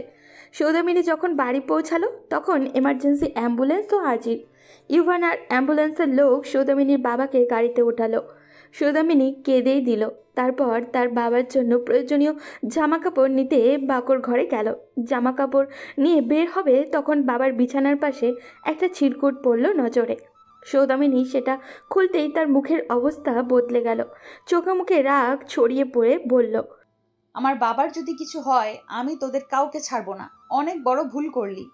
হসপিটালে বাবার জন্য যা যা জরুরি কাজ আছে সব নিজের হাতে সামলাচ্ছে সৌদামিনী। ইউভান ভেবে পাচ্ছে না হঠাৎ করে সৌদামিনী এমন বদলে গেল কেন।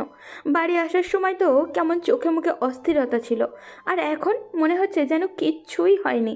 সৌদামিনীর বাবাকে হসপিটালে অ্যাডমিট করা হলো। সে রাতে ইউভান সৌদামিনী হসপিটালেই রাত কাটালো। পরের দিন সৌদামিনী ইউভানকে চলে যেতে বলল। ইউভান চলে যাবে নাকি থাকবে বুঝতে পারছে না। সৌদামিনী বলল, দেখুন আপনি এখন চলে যান, আমি এখান থেকে অফিসে যাব, তারপর আপনাদের বাড়ি যাব। ইভান সৌদামিনীর হাতে খাবারের প্যাকেট ধরিয়ে দিয়ে চলে গেল। ইভান চলে যেতেই সৌদামিনী কাউকে কল দিল। তালুকদার বাড়িতে সকাল সকাল সবার চেঁচামেচি শুরু হয়ে গেল। সবাই মেইন টপিক সৌদামিনী। রুবিনা বেগম বললেন, দেখলে আফা, আমি বলেছিলাম না এই মেয়ে ভালো না? মনে হয় চরিত্র সমস্যা। না হয় ভদ্রবাড়ির বউরা রাতে অন্ধকারে কোথাও লুকিয়ে যায় নাকি? না জেনে মন্তব্য কেন করছো? হতে পারে কোনো জরুরি কারণ। আমার ছেলেটাও তো বাসায় নেই, ওদের আবার কোনো বিপদ হলো না তো? তোমার কি মনে হয় আমাদের ইউভান ওই মেয়ের সাথে গেছে? তুমি ভাবলে কি করে? বাধ্য হয়ে ছেলেটা বিয়ে করে ফেসে গেছে, ওই মেয়ের সাথে যাবে ইউভান? আমেনা বেগম ভাবলেন কতটা সত্যি। তো তখন সদর দরজায় ইউভান উপস্থিত হলো। রুবিনা বেগম বললেন, ওই দেখো আমাদের ইউভান। আমেনা বেগম ইউভানকে বললেন, কি হয়েছে? ইউভান সব শুনে জানালো সৌদামিনীর বাবার কথা। সব শুনে আমেনা বেগম ঠিক করলেন তিনি গিয়ে দেখে আসবেন একবার, হাজার হোক বেয়াই হন কি না। কফি শপে বসে আছে ঈশিতা, সামনে বসা বিশাল। ঈশিতা লাজরাঙা মুখশ্রীতে নিচের দিকে তাকিয়ে আছে। বিশাল সেদিকে তাকিয়ে ডেভিল হাসি দিল আর মনে মনে বলল, সব মেয়ের একই সমস্যা, এত লাজুকতা কই থেকে যে আসে। মনে মনে বিরক্তি হলো বিশাল। মুখে হাসি ফুটিয়ে বিশাল বলল, বেবি কিছু তো অর্ডার করি, আর কত তোমার রূপে গায়েল করবে। ঈশিতা মুচকি হাসি উপহার দিল। রুবিনা বেগমের মাথা ব্যথা করছে। বাসায় ঈশিতা ইবনাথ কেউই নেই, তাই পা বাড়ালেন পায়েলের রুমের দিকে। পায়েল বলল, আরে শাশুড়ি মা, আমার রুমে কোনো কিছু দরকার? না মা, আমার মাইগ্রেশনের সমস্যা, প্রচণ্ড মাথা ব্যথা করছে, একটু মাথাটা টিপে দিবে? হোয়াট? আপনার সাহস কি করে হয় আমার কাছে এমন আবদার করার? বের হয়ে যান আমার রুম থেকে। খুব অবাক হলেন রুবিনা বেগম। পায়েল আবারও বলল, কি হলো শুনতে পাননি নাকি? আর কখনো এমন দুঃসাহস দেখাবেন না, খুব খারাপ হবে। রুবিনা বেগম বের হয়ে গেলেন। চোখ থেকে দুফোঁটা অশ্রু গড়িয়ে পড়ল। এদিকে ট্রাফিক আটকে আছে ইরফান। জরুরি কাজের সময় মতো শেষ করতে পারছে না ও। বাংলাদেশের সব জায়গায় এত এত জ্যাম লেগে থাকে যে অসহ্য। হঠাৎই ইরফানের গাড়ির পাশ দিয়ে একটা বাইক এসে থামলো। ইরফান সেদিকে তাকালো এক ঝলক, দেখতে পেল কালো প্যান্ট শার্ট পরা একটা লেডি বাইকার সবে তার মাথার হেলমেটটা খুলে দিয়ে নিল। ইরফান অন্যদিকে ফিরে হঠাৎ মনে হলো পাশের বাইকারকে সে চিনে। মনে করে মুখে বিস্ময়ে আওড়ালো, সৌদামিনী। পুরোপুরি নিশ্চিত হতে আবারও পাশের বাইকারের দিকে তাকালো। ততক্ষণে জ্যাম ছেড়ে দিয়েছে। সেই লেডি বাইকার হেলমেট মাথায় পরে ততক্ষণে বাইক স্টার্ট দিয়ে দিল। ইরফান নিজে নিজে বলল, কে এই মেয়ে? সৌদামিনী বাবাকে কিছুদিন হসপিটালে রাখার বন্দোবস্ত করলো। দেখাশোনার জন্য নার্স তো আছেই। সৌদামিনী তালুকদার বাড়িতে যখন ফিরল তখন ড্রয়িং রুমে কাউকে নজরে পড়ল না। রুমে ঢুকে দেখলো ইভান ঘুমাচ্ছে। সৌদামিনী নিজেও বেশ ক্লান্ত। ফ্রেশ হয়ে কিছুক্ষণ সোফায় শুয়ে বিশ্রাম নিল। তখন সন্ধ্যা ঘনিয়ে আসছে। সৌদামিনী নিচে নামলো। বাড়ির সব সদস্য আড্ডায় ব্যস্ত। আমেনা বেগম রান্নাঘরে, ইউভানও এসে বসেছে। আজমল আর আরমান দুজনেই উপস্থিত। সৌদামিনী সেদিকে তাকিয়ে রান্নাঘরের দিকে পা বাড়াতেই পায়েল ডাক দিল সৌদামিনীকে, এই সৌদামিনী, এদিকে আয়। সম্পর্কে আর বয়সেও তোমার বড়, নাম ধরে ডাকছো, এটা কেমন শিক্ষা? আসলে নাম ধরে ডাকতে অভ্যস্ত তো, তাই সম্মান আসে না। পায়েলের কথা শুনে ঈশিতাও মুখ টিপে হাসল। সৌদামিনী এসে দাঁড়ালো। পায়েল বলল, যা আমাদের সবার জন্য চা বানিয়ে নিয়ে আয়। ইবনাথ তেড়ে উঠল, বলল, ও বাহিরে কাজ করে এসেছে, রাতেও ঘুমাতে পারেনি, আর তুমিও কি বলছো চা করতে? সমস্যা নেই আপু। সৌদামিনী রান্নাঘরে চলে গেল। সৌদামিনী রান্নাঘরে যেতেই আমেনা বেগম জানতে চাইলে ওর বাবার শরীরের অবস্থা কেমন। সৌদামিনী বলল, আলহামদুলিল্লাহ। সৌদামিনী চা বানালো সবার জন্য। সবার প্রথমে আমেনা বেগমকে দিল, তারপর ড্রয়িং রুমে গিয়ে একে একে সব ভাইকে চা দিল। ইরফান বারবার সৌদামিনীর দিকে তাকাচ্ছে, কিছুতেই ঘর কোনো সৌদামিনীর সাথে রাস্তায় বাইকারের সাথে মিল খুঁজে পাচ্ছে না। বারবার ইরফানের মাথায় আসছে কি চাকরি করে ও। সবাই সৌদামিনীর চা খেয়ে খুব প্রশংসা করলো। ইভান আর ইরফান চুপ রইল। ইভানও মনে মনে বলল, চাটা আসলেই বেশ ভালো হয়েছে। সবার মুখে সৌদামিনীর প্রশংসা শুনে যার মেজাজ খারাপ হয়ে গেল সে হলো পায়েল। পায়েল ভেবেছিল সৌদামিনী হয়তো পারবে না এতজনের জন্য চা করতে, কিন্তু সবার প্রশংসা পেতে দেখে রাগে গা জ্বলে উঠল ওর। আর পায়েল বলল, সৌদামিনী, তোর চাটা বেশ ভালো হয়েছে, যা না প্লিজ আমার জন্য আর কাপ নিয়ে আয়। সৌদামিনী বিনা বাক্যবায়ে আরেক কাপ চা পায়েলের জন্য এনে দিল, যেটা সৌদামিনীর নিজের ভাগের ছিল। পায়েল সেটা নিতে গিয়ে ইচ্ছা করে ফেলে দিল সৌদামিনীর হাতে, পড়ল কিছুটা। পায়েল বলল, ইস রে, পড়ে গেল, প্লিজ আর কাপ নিয়ে আয় না। সৌদামিনী উঠে দাঁড়ালো, এক পা দিয়েই কেবল তখনই ইউভান উঠে দাঁড়ালো, গম্ভীর কণ্ঠে বলল, দাঁড়াও। সৌদামিনী দাঁড়িয়ে গেল। ইউভান সৌদামিনীকে বলল, আর এক পাও এগোবে না। যদি কারো এতটাই ইচ্ছা হয় চা খাওয়ার, নিজে গিয়ে বানিয়ে খাও। সৌদামিনী আর কারোর জন্য এক গ্লাস জলও দিবে না। সৌদামিনী থেমে গেল। তার জন্য ইভান প্রতিবাদ করলো ভেবেই চোখে পানি চলে এসেছে। ঈশিতা বলল, ভাইয়া, তুমি ওর পক্ষ নিচ্ছ? ওই মেয়েটার ভাবি ভালো লেগেছে বলে চাটা আবার চাইলো, এতে দোষের কি আছে? তুই ছোটর মতো থাক, বড়দের ব্যাপারে নাক গলাতে আসবে না। আর এত যদি ইচ্ছা হয় কারো চা খেতে, নিজে বানিয়ে খাবে। ইরফান এখন ভাবছে, অবিশ্বাস্য, ইটস টোটালি ইম্পসিবল। এটা সেই মেয়ে কিছুতেই হতে পারে না, স্বভাবের সাথে কিছুতেই যায় না। সৌদামিনী রুমে গেছে। সৌদামিনীর মুখে মিষ্টি হাসি। ইভান তার হয়ে বললে সেটা ভাবতেই মন খুশিতে ভরে যাচ্ছে। ইভান রুমে ছিল, সৌদামিনী নিজের ল্যাপটপে কাজ করছে। ইভান বলল, একবার সহানুভূতি দেখিয়েছি বলে ভেবে নিও না মেনে নিয়েছি তোমায়। শুনো মেয়ে, তোমাকে আমি কোনোদিনও স্ত্রী হিসেবে মেনে নিব না, কোনো দিনও না। আমার স্ত্রীর অধিকার পাওয়ার স্বপ্ন ভুলে যাও। সৌদামিনী ফ্যাল ফ্যাল নয়নে তাকিয়ে রইল, কেবল মুখ দিয়ে কোনো কথা বের হচ্ছে না। তারপরে দিনগুলো ছিল খুব বিষাদের। সৌদামিনী ইভানের সামনে পড়তো না, যতটা সম্ভব এড়িয়ে চলার চেষ্টা করত। রুমে নিজের কাজ করত মন দিয়ে, ভুলেও ইভানের দিকে তাকাতো না। তবে এই কিছুদিনের মাঝে বাড়ির অন্য সদস্যরা কিছুটা হলেও সৌদামিনীকে পছন্দ করা শুরু করেছে। এই তো সেই দিনের কথা। সৌদামিনী মাত্র বাসায় এসেছে। রুমে যাবে রুবিনা বেগমের রুমের সামনে দিয়ে, দেখলো রুবিনা বেগম এপাশ ওপাশ করছেন। বাসায় কেউই নেই। সৌদামিনী এগিয়ে গেল, কি হয়েছে জানতেও চাইল। শুরুতে কোনো কথা শোনাবে, পরে বললেন তার মাথা ব্যথা করছে। সৌদামিনী পরম যত্নে মাথা মালিশ করে দেয়। তার চোখে মুখেও ক্লান্তি নেই। রুবিনা বেগম চোখ বুজে ভাবেন সৌদামিনীর কথা। মাত্রই বাসায় এসেছে, অথচ একটু বিরক্ত হয় না হয়ে তার সেবা করছে। আমি কি কখনো সৌদামিনীর সাথে ভালো ব্যবহার করিনি? তারপর থেকে রুবিনা বেগম সৌদামিনীকে আর কথা শোনান না, মুগ্ধ হন সৌদামিনীর কর্মকাণ্ডে। ইরফানও আজকাল বিরক্ত হয় পায়েলের কর্মকাণ্ডে। ইরফানের মনে হতে থাকে যে রূপ ছাড়া পায়েলের আর কোনো গুণই নেই, আর সৌদামিনী মাঝে রূপ ব্যতীত সব গুণই আছে। আজকাল ইরফানের সৌদামিনীকে দেখেও বেশ ভালো লাগে। আগে খেয়াল করেনি সৌদামিনীর মায়াবী দুটো চোখ কত মায়া জড়ানো। ইরফানের নিজেরই ইচ্ছা কিংবা ইচ্ছার বিরুদ্ধে খাবার টেবিলে কিংবা চায়ের আড্ডায় সৌদামিনীর দিকে বারবার নজর ছুটে যায়। চা বানিয়ে যখন সৌদামিনী সবার হাতে দেয়, ইরফানের ইচ্ছা হয় একটু ছুঁয়ে দিতে সৌদামিনীকে। ইরফানের নজরেও পড়ে ইরফানের সৌদামিনীর ওপর নজরদারি।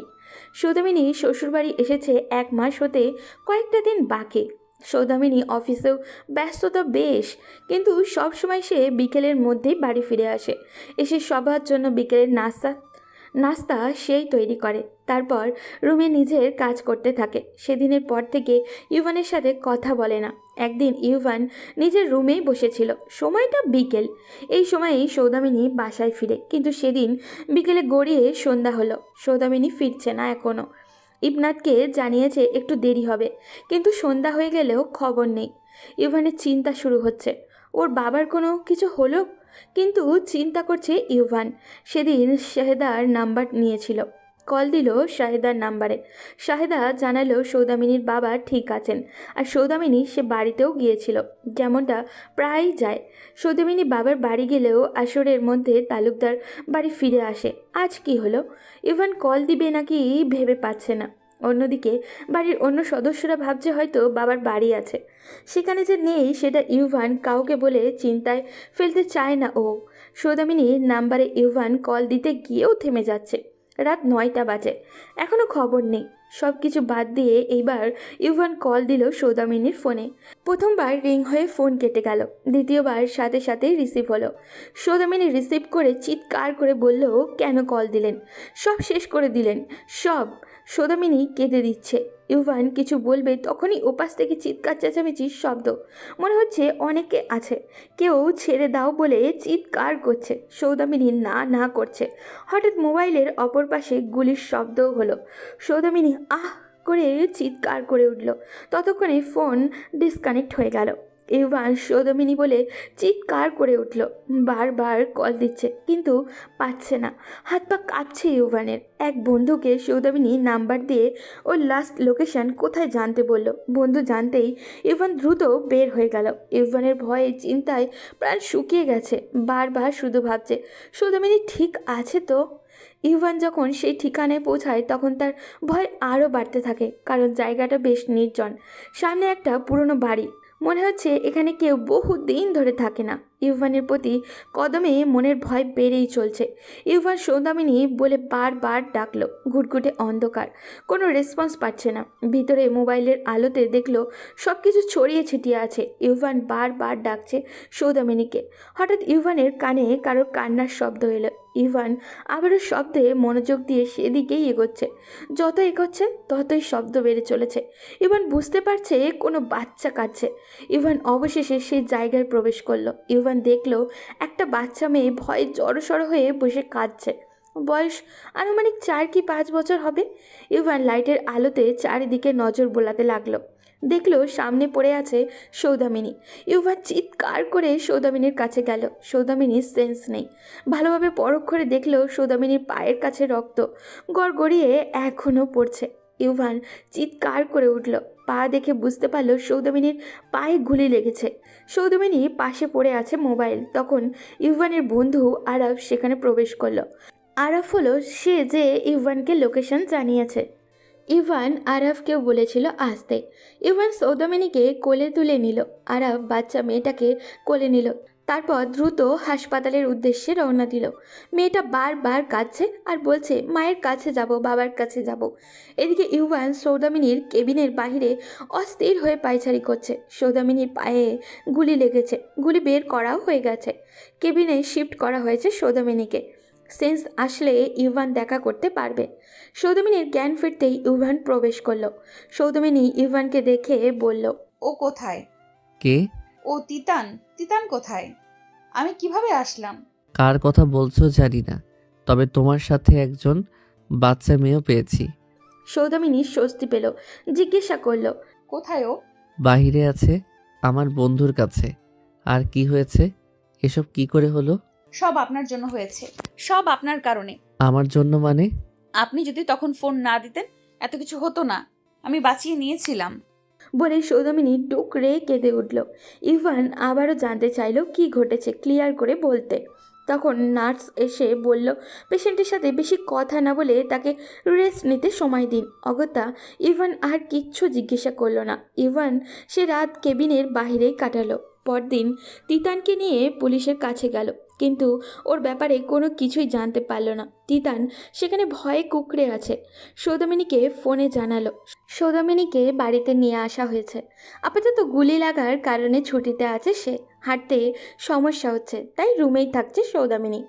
ইভান আবার সেই প্রশ্ন করলো সৌদামিনীকে। সৌদামিনী বলতে শুরু করলো সেদিন বাবার বাড়ি থেকে তখন তালুকদার বাড়ির উদ্দেশ্যেই রওনা দেয়।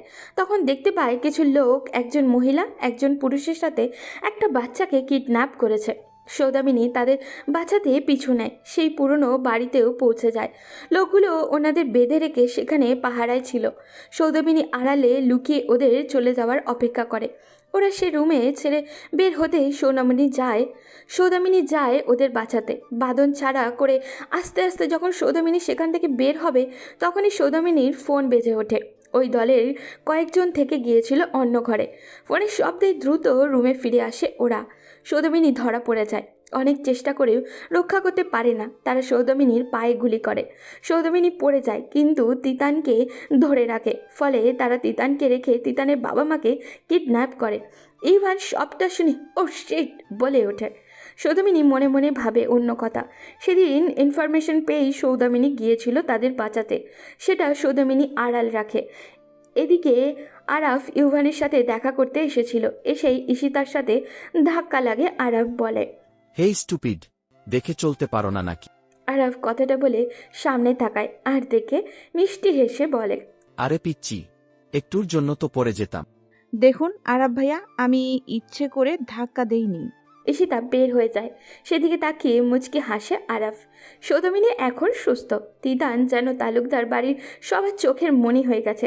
সবাইকে মাথিয়ে রাখে সে। সবচেয়ে বেশি খুশি সৌদামিনী। সে যেন তিতান সোনা ছাড়া কিছুই বুঝে না।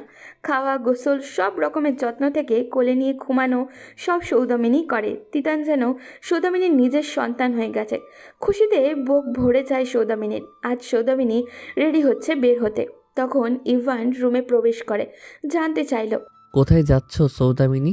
বেশ কিছুদিন আমি ছুটিতে ছিলাম, এখন সুস্থ, তাই রেডি হয়ে অফিসের জন্য বের হব। কোথাও যাবে না তুমি? আমাদের অবস্থা এতটা খারাপ হয়ে যায়নি যে বাড়ির বউ বাহিরে চাকরি করবে? আর তাছাড়া কি বিপদ বাঁধিয়েছিলে সেটা ভুলে যেও না। আমি কখন বললাম আমি আপনাদের জন্য চাকরি করি? জানি আপনাদের টাকা পয়সার অভাব নেই, কিন্তু তাও আমি আমার কাজ ছাড়ব না। কেন? এর দুটি কারণ আছে। প্রথমত, আমার বাবার দেখাশোনা করার জন্য আমি অন্য কারো কাছে সাহায্য চাইব না। আর দ্বিতীয়ত কি? আমি রূপবতী নই। এই দুনিয়ায় রূপের বড্ড কদর। আমার মতো কালো মেয়ের জন্য দুনিয়া কতটা কঠিন সেটা আমি ছোট থেকে বেড়ে ওঠার সময় প্রতিটা পদে পদে অনুভব করেছি। তাই সিদ্ধান্ত নিয়েছি, রূপ নেই তো কি হয়েছে, আমি গুণ দিয়ে নিজেকে প্রমাণ করব। যোগ্য হতে হবে আমায়। আর তাছাড়া আপনার বাড়িতে আমার অবস্থান কেমন সেটা আমার চেয়ে আপনি ভালো জানেন। কাল যদি ধাক্কা দিয়ে বের করে দেন, তাহলে আমি চাই না ভিক্ষা করতে। তাই আমাকে আমার চাকরি নিয়ে কিছু বলবেন না।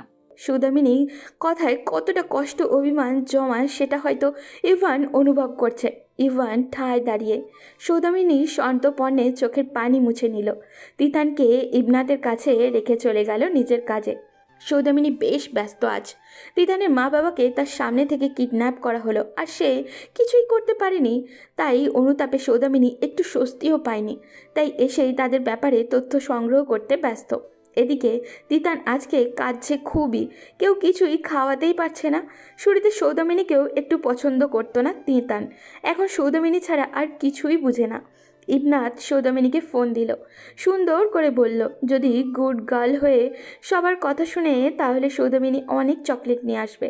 শুনে খুশি হয় তিতান। ইরফান আর পায়েলের মাঝে বেশ ঝগড়া লেগেছে।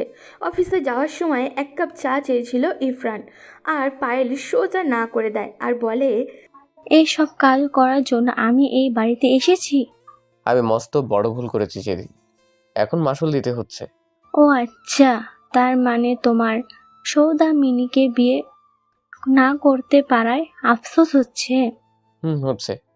কোথায় সৌদামিনী আর কোথায় তুমি? ঠিক বলছো, আমার সৌন্দর্যের কাছে সৌদামিনী জিরো। তোমার রূপ ছাড়া আর আছেই বা কি? কোনো কাজের নাও তুমি। 1 কাপ চা পর্যন্ত করতে পারো না। বড়দের সাথে মুখে মুখে তর্ক করো। আমি কত বড় ভুল করেছি সেটা খুব ভালো টের পাচ্ছি। সৌদামিনী অনেক চেষ্টা করেও তিতানের বাবা মায়ের কোনো খবর পাচ্ছে না।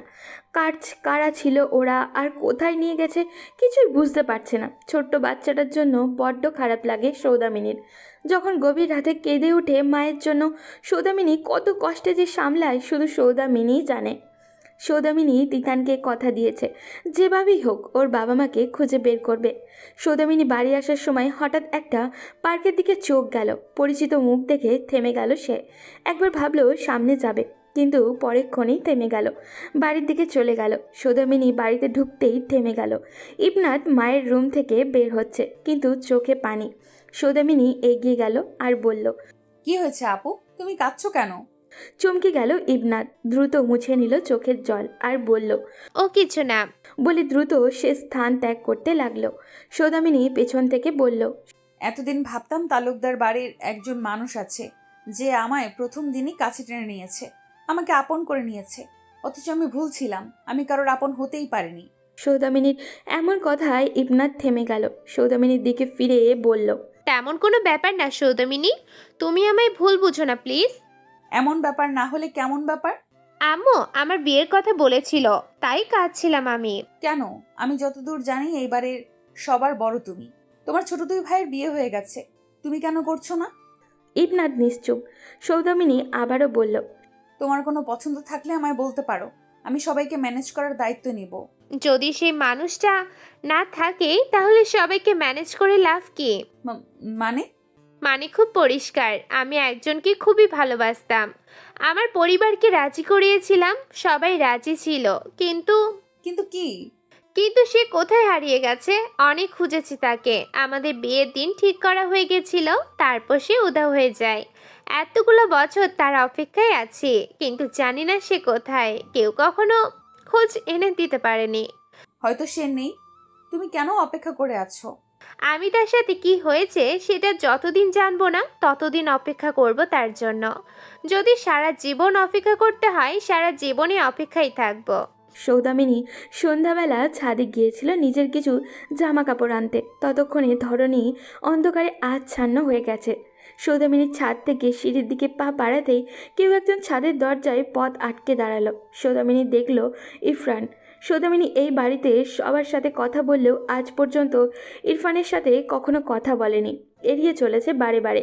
তাই এই সময় তার সামনে একা দাঁড়িয়ে আছে ভাবতেই অস্বস্তি হচ্ছে ওর। সৌদামিনী যেতে পারছে না। সৌদামিনী বলল, পথ আটকে দাঁড়িয়ে আছেন কেন? সরুন, আমাকে যাওয়ার সুযোগ করে দিন। ইরফান সৌদামিনীর দিকে তাকালো, মোলায়েম কণ্ঠে বলল, সৌদামিনী, আমার তোমার সাথে কথা আছে। কিন্তু আমার কোনো কথা নেই আপনার সাথে। সৌদামিনী ইরফানের হাত সরিয়ে চলে যেতে চাইল, কিন্তু পারল না। ইরফান বলল, আমি সরি সৌদামিনী। কেন? সেদিনের ঘটনার জন্য, তোমাকে ছোট করার জন্য। সৌদামিনী কথা শেষ করতে দিল না, আর বলল, থামুন, আপনার কাছে সরি শুনতে চাইনি আমি। কখনো কি অভিযোগ করেছি? তাহলে কেন আসছেন? আর আজ সরি বলছেন, যেখানে আমি আর আপনি ছাড়া কেউ নেই। আপনার যদি মনে হয় ভুল করছেন, তাহলে সেই সব মানুষের সামনে সরি বলবেন যাদের সামনে আমাকে হাসির পাত্রী বানিয়েছেন। সৌদামিনীর কথা শেষ করার আগে সেখানে ইরফান উপস্থিত হলো, আর বলল, কি হচ্ছে এখানে? সৌদামিনী কিছু না বলে সেখান থেকে চলে গেল। ইরফানকে জিজ্ঞাসা করলো, কি হচ্ছিল এখানে? কি নিয়ে কথা চলছিল? ভাইয়া আসলে সৌদামিনীকে। স্টপ। ওকে সৌদামিনী ডাকার রাইট কখন দিলাম তোকে? মানে? আমি তোর বড় ভাইয়ের বউকে নাম ধরে যদি আরেকবার ডাকিস খুব খারাপ হবে। রাত হয়ে গেছে। তিতান আজ সারাদিন কোনো কিচ্ছু খায়নি। সৌদামিনী তিতানকে খাইয়ে দিতে বসেছে, কিন্তু তিতান খাবার খাচ্ছে না। তিতান বলল, তুমি একটা মিথ্যেবাদী। তুমি জানো মা বলেছে পচা মানুষেরা মিথ্যেবাদী হয়। তুমি কি পচা? এমন কথা কেন বলছো সোনা? আমি কি করেছি? তুমি বলেছো মা বাবাকে ফিরিয়ে আনতে গেছে, তাহলে নিয়ে আসেনি কেন? তোমার মা বাবাকে ফিরিয়ে আনবো শীঘ্রই। এখন হা করো তো, খাবারটা খেয়ে নাও। তিতান সৌদামিনীর হাত সরিয়ে দিল, আর বলল, আমি খাবো না মা, না আসলে খাবো না। ঠিক আছে, খেতে হবে না। আজকে মজার একটা চকলেট এনেছি, সেটা আমি খেয়ে ফেলবো, ঠিক আছে? না, আমি খাবো, দাও চকলেট। আগে খাবার শেষ করো, তারপর। সৌদামিনী তিতানকে খাইয়ে ঘুম পাড়িয়ে দিল। তারপর নিচে এসে সকালে নাস্তা বানাতে ব্যস্ত হয়ে পড়ল। যখন তাড়াহুড়ো করে সৌদামিনীর রুমের দিকে গেল রেডি হতে, তখন ইউভান হাতে ঘড়ি পড়তে পড়তে বের হচ্ছিল। একজন তাড়াহুড়োতে রুমে ঢুকছে, আর একজন অমনোযোগে বের হচ্ছে। তখন ইউভান শক্তপোক্ত শরীরের সাথে ধাক্কা লেগে সৌদামিনী পা স্লিপ করে পড়ে যাচ্ছিল। ইউভান সৌদামিনীকে ধরতে গিয়ে ধরতে তো পারল না, উল্টে সৌদামিনীর গায়ের ওপরে পড়ল। ইভান মুগ্ধ আঁকিতে সৌদামিনীর পানে তাকিয়ে আছে। হারিয়ে গেছে সৌদামিনীর কাজল কালো চোখের মায়া। বেখেয়ালিতে হাত দিয়ে সৌদামিনীর চুলগুলো কানের পাশেও গুজে দিল। সৌদামিনী তাকিয়ে চোখ সরিয়ে নিল। সৌদামিনী নড়ে চড়ে উঠল। ইভানের ঘোর কেটে গেল। দুজনে উঠে দাঁড়ালো। তখন আবার দুজন দুদিকে যেতে দুজনের মাথা এক অপরের সাথে ঠোকা খেল। সৌদামিনী সরে গেল রেডি হতে। আচমকা ইভান নিজের গতিপথ বদলে আবারও সৌদামিনীর কপালের সাথে নিজের কপাল থেকে দ্রুত চলে গেল। সৌদামিনী হাঁ হয়ে দাঁড়িয়ে আছে। সৌদামিনী রেডি হয়ে নিচে আসলো। তখন ঈশিতা বের হচ্ছে কলেজের উদ্দেশ্যে। সৌদামিনী জিজ্ঞাসা করলো, কোথায় যাচ্ছ? দেখতে পারছো না কোথায় যাচ্ছি? আর তোমার সাহস তো কম না আমাকে জিজ্ঞাসা করো কোথায় যাই। আমি দেখতে পাচ্ছি তুমি কলেজে যাচ্ছ। এখন আমার প্রশ্ন হলো, সত্যিই কলেজে যাচ্ছ নাকি কলেজের নাম করে কোনো পার্কে? ঈশিতা চমকে গেল। ও কিভাবে জানলো? যেখানেই যাই না কেন সেটা আমার পার্সোনাল ম্যাটার, ওকে? তোমাকে আমি বলিনি আমার ব্যাপারে নাক গলাতে। তুমি এখনো ছোট, নিজের জন্য ভালো কোনটা আর মন্দ কোনটা বুঝতে শেখোনি। যার সাথে দেখা করছো সে ভালো মানুষ না। সময় আছে, এখনো সাবধান হলে তোমারই মঙ্গল। তুমি ভাবলে কি করে আমি তোমার কথা শুনবো? জোর করে আমার ভাইকে বিয়ে করে এ বাড়িতে ঢুকে আসো, সবাই মেনে নিল, আমি তোমাকে মানছি না। তোমার কথা শোনা তো আরো দূরের ব্যাপার। ঈশিতা বলে গট গট করে বের হয়ে গেল। সৌদামিনী চোখের জল গাল বেয়ে পড়ার আগে সেটা মুছে নিল। মুখে কৃত্রিম হাসি ফুটিয়ে নিজের কাজে চলে গেল। সৌদামিনী মরিয়া হয়ে খুঁজছে তিতানের বাবা মাকে। বাচ্চা মেয়েটা আজ তাকে এত বড় কথা বললেও মেনে নিতে পারছে না। অবশেষে এই লোকেশনের ব্যাপারে জানতে পেয়ে পুলিশ ইউনিফর্ম সমেত সেখানে চলে গেল। সৌদামিনী সেখানে গিয়ে কিছুই জানতে পারল না। নির্জন জায়গা এক্কেবারে, আশেপাশে কেউই নেই বললেই চলে। বাড়ির ভেতরে সব ধুলোবালিতে পরিপূর্ণ। একটা রুমের দিক থেকে মৃদু আলো আসছে। সৌদামিনী সেদিকে এগিয়ে যাচ্ছে আস্তে আস্তে। সে রুমের দরজায় হাত দিবে কি খোলার জন্য, তখনই পিছন থেকে কেউ সৌদামিনীর মাথায় লাঠি দিয়ে আঘাত করলো। সৌদামিনী সেখানেই লুটিয়ে পড়ল। সৌদামিনী যখন জ্ঞান ফিরল তখন নিজেকে একটা খোলা জায়গায় আবিষ্কার করলো। আশেপাশে কেউই নেই। মাথায় হাত দিয়ে দেখলো ব্যান্ডেজ করা। সৌদামিনী উঠে দ্রুত চারিদিকে তাকালো, কিন্তু কিছুই বুঝে উঠতে পারছে না। তখন কারোর কথা কানে এলো। কি হয়েছে মা, এখানে কি করছো? সৌদামিনী দেখলো একজন মধ্যবয়স্ক লোক দাঁড়িয়ে আছে। কে আপনি আঙ্কেল? আমি এখানে পাশেই থাকি, দেখলাম তুমি পরে আসো তাই দেখতে এলাম। ও আচ্ছা। তুমি কি কাউকে খুঁজছো? এখানে তো কেউ তেমন আসা যাওয়া করে না। বুঝতে পারছি, আসছি আমি। তারপর সৌদামিনী বাসায় চলে আসলো। রাতে ইউভান সৌদামিনীর মাথায় ব্যান্ডেজ করা দেখে কিছুটা অবাক হয়ে বলল, তুমি কি কাজ করো বলবে? বলেছি তো। কেমন কাজ সেটা জিজ্ঞেস করছি। একদিন গুলি লাগে আর একদিন মাথায় ব্যান্ডেজ লাগিয়ে আসো, এসবের মানে কি? দুটো আলাদা বিষয়। আমি আজকে পড়ে গিয়েছিলাম তাই এমন হয়েছে। বলেই সৌদামিনী ইরফানকে কিছু বলার সুযোগ না দিয়ে তিতানকে নিয়ে রুম থেকে বের হয়ে গেল। ইরফান কেমন সন্দেহ করছে সৌদামিনীকে, নিজে প্রশ্ন করল, ও সত্যি বলছে তো নাকি বোকা বানাচ্ছে? দেখতে হচ্ছে তো। রাত তখন 2টা। সৌদামিনী চুপচাপ বিছানায় বসে আছে। আজ তিতানকে ঘুম পাড়িয়ে দিয়েও তার চোখে ঘুম নেই। হাতের মোবাইলটায় লোকেশন ম্যাপ দেখছে। কাল রাতে যেখানে গিয়েছিল সেখানে কিছুই পেল না। কিন্তু তিতানের বাবা মা হারিয়ে যাওয়ার রহস্য তো এখানেই শেষ হতে পারে না। হঠাৎ করেই একটা নাম্বার থেকে মেসেজ এলো। তুমি যেদিকে যাচ্ছ সেটা খুব বিপজ্জনক, ফিরে যাও, না হলে পরিণতি ভয়ানক হবে। সৌদামিনীর ভ্রু কুঁচকে গেল। কে এটা পাঠালো? তার কি সত্যিই নজরদারিতে রাখা হচ্ছে? কিন্তু সে হাল ছাড়বে না। সে ঠিক করলো আরও গভীরে যেতে হবে। পরদিন সকালে ইউভান আবারও দেখল সৌদামিনীর হাতে ছোটোখাটো কাটা দাগ। সে মুখে কিছু বলল না, শুধু লক্ষ্য করলো। নাস্তার টেবিলে ইউভান গ্লাস থেকে চুমুক দিতে দিতে বলল, তোমার হাতে এই দাগ কিসের? ও কিছু না, রান্না করতে গিয়ে কেটে গেছে। রান্না করতে গিয়ে হাত কাটলে সেটা দেখতেও রান্নার দাগের মতো হয়, কিন্তু তোমারটা অন্যরকম। বাহ, তুমি তো এখন ফরেনসিক এক্সপার্ট হয়ে গেলে। ফরেনসিক লাগবে না, আমার চোখ আছে, মাথা আছে, ব্রেনও আছে। তাহলে ওই ব্রেনটা কাজে লাগাও। আমার ছোটখাটো দাগ বিশ্লেষণ না করে তোমার নিজের কাজে ফোকাস করো। ইভান ঠোঁট কামড়ে রইল। এই মেয়েটা কিছু লুকোচ্ছে, এটা তো পরিষ্কার। সেদিন দুপুরে সৌদামিনী তিতানকে খেলতে বসে দ্রুত কোথাও বের হওয়ার জন্য রেডি হলো। ইভানও দরজার পাশে দাঁড়িয়েছিল। কোথায় যাচ্ছ? কিছু কাজে যাচ্ছি। কি কাজ? ব্যক্তিগত কাজ। তোমার এই ব্যক্তিগত কাজ কি এমন যে একদিন গুলির সামনে নিয়ে যায়, আরেকদিন মাথায় ব্যান্ডেজ লাগিয়ে নিয়ে আসে? তোমার ওপর নজর রাখা লাগবে মনে হচ্ছে। সৌদামিনী চুপচাপ দরজা দিয়ে বেরিয়ে গেল। ইভান তার বাইকের চাবি নিয়ে দ্রুত সৌদামিনীর পিছু নিল। সৌদামিনী বুঝতে পারে তাকে ফলো করা হচ্ছে। সৌদামিনী একটা নির্জন রাস্তার দিকে এগিয়ে যাচ্ছে। সে খুব সাবধানে চারপাশ দেখছে। তার মনে হচ্ছিল কেউ তাকে অনুসরণ করছে। হঠাৎ করেই সে পথের পাশে একটা আয়নার দোকান দেখে থেমে গেল। সে আয়নার দিকে তাকিয়ে দেখল পিছনে একটাই বাইক ধীর গতিতে চলছে, আর সেটা হলো ইউভান। সৌদামিনী ঠোঁট চেপে হাসল। তারপর হঠাৎ করেই সে রাস্তায় একটা রিক্সা ডাকলো, তারপর গলির মধ্যে ঢুকে গেল। ইউভান হতবম্ব হয়ে গেল। উফ, মেয়েটা কি কোনো সিক্রেট এজেন্ট নাকি? সৌদামিনী আবারও সেই জায়গাটিতে গেল যেখানে তার ধারণা ছিল তিতানের বাবা মাকে লুকিয়ে রাখা হতে পারে। এবার সে হাতে একটা ছোট টর্চ লাইট নিয়ে ধীরে ধীরে বাড়িটার দরজার কাছে গেল। হঠাৎ করেই পেছন থেকে কিসের যেন শব্দ হলো। সে চমকে পিছনে তাকালো, কিন্তু কিছুই দেখতে পেল না। কিন্তু তার বুকের ভেতরে কেমন যেন একটা অস্বস্তি হচ্ছিল। কেউ কি তার উপরে নজর রাখছে? সেদিনের মতো বাসায় এসে সৌদামিনী ঘুমিয়ে যায়। সেখান থেকে কিছু ইনফরমেশন জোগাড় করতে পেরেছে ও। পরদিন সকাল প্রায় 11টা। সৌদামিনী এখনও ঘুমিয়ে। পুরো বাড়িতে রীতিমতো একটা তোলপাড় শুরু হয়ে গেছে। রান্নাঘরে কাজকর্ম এলোমেলো হয়ে আছে। ঘরে ঝাড়ু দেওয়া হয়নি, চা বানানো হয়নি। সবাই যেন খুব উগরে দেওয়ার সুযোগ খুঁজছে। এই মেয়ে এখনো উঠলো না? দেরি হলে কি তার কিছু যায় আসে?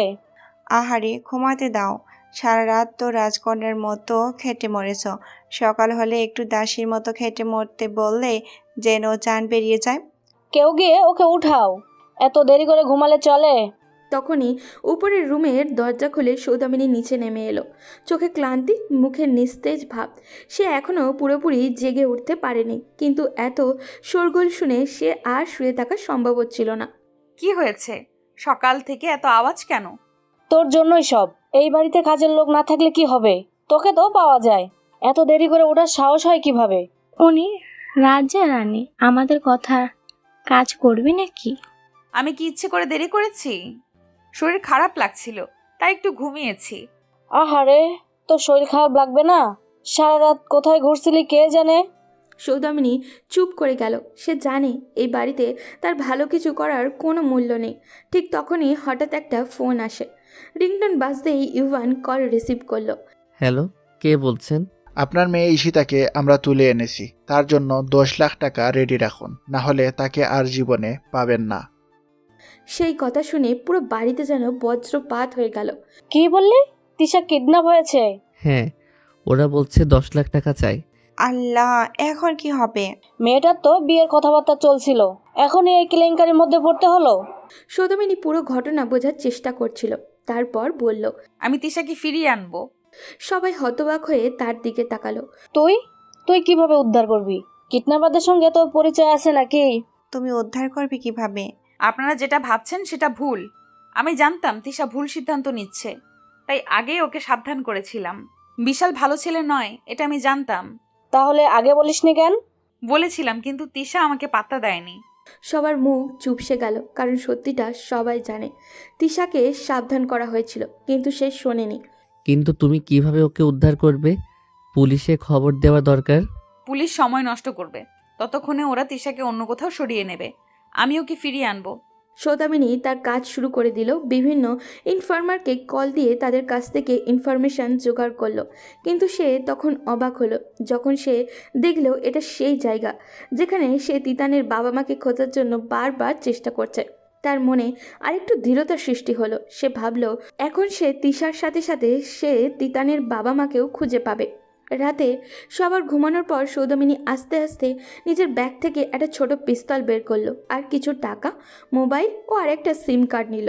সে জানে এই মিশন সহজ নয়। বিশাল কেবল তিশাকে কিডন্যাপ করেনি, বরং এর পিছনে আরও কিছু রহস্য লুকিয়ে আছে।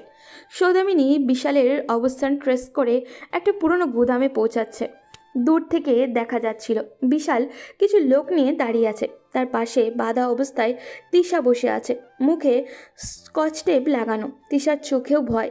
হঠাৎই সৌদামিনী লক্ষ্য করলো সেখানে আরও দুজন বন্দী, তিতানের বাবা মা। সৌদামিনীর চোখ বিস্ফোরিত হয়ে গেল। এতদিন ধরে যাদের খুঁজছিল তারা এখানে। সৌদামিনী গোপনে এক পাশে দাঁড়িয়ে পরিস্থিতি বোঝার চেষ্টা করছিল। হঠাৎ বিশাল ফোনে কারোর সঙ্গে কথা বলতে শুরু করলো। হ্যাঁ বস, টাকা রেডি আছে। তুই ওদের শেষ করে দে, বেশি ঝামেলা বাড়াস না।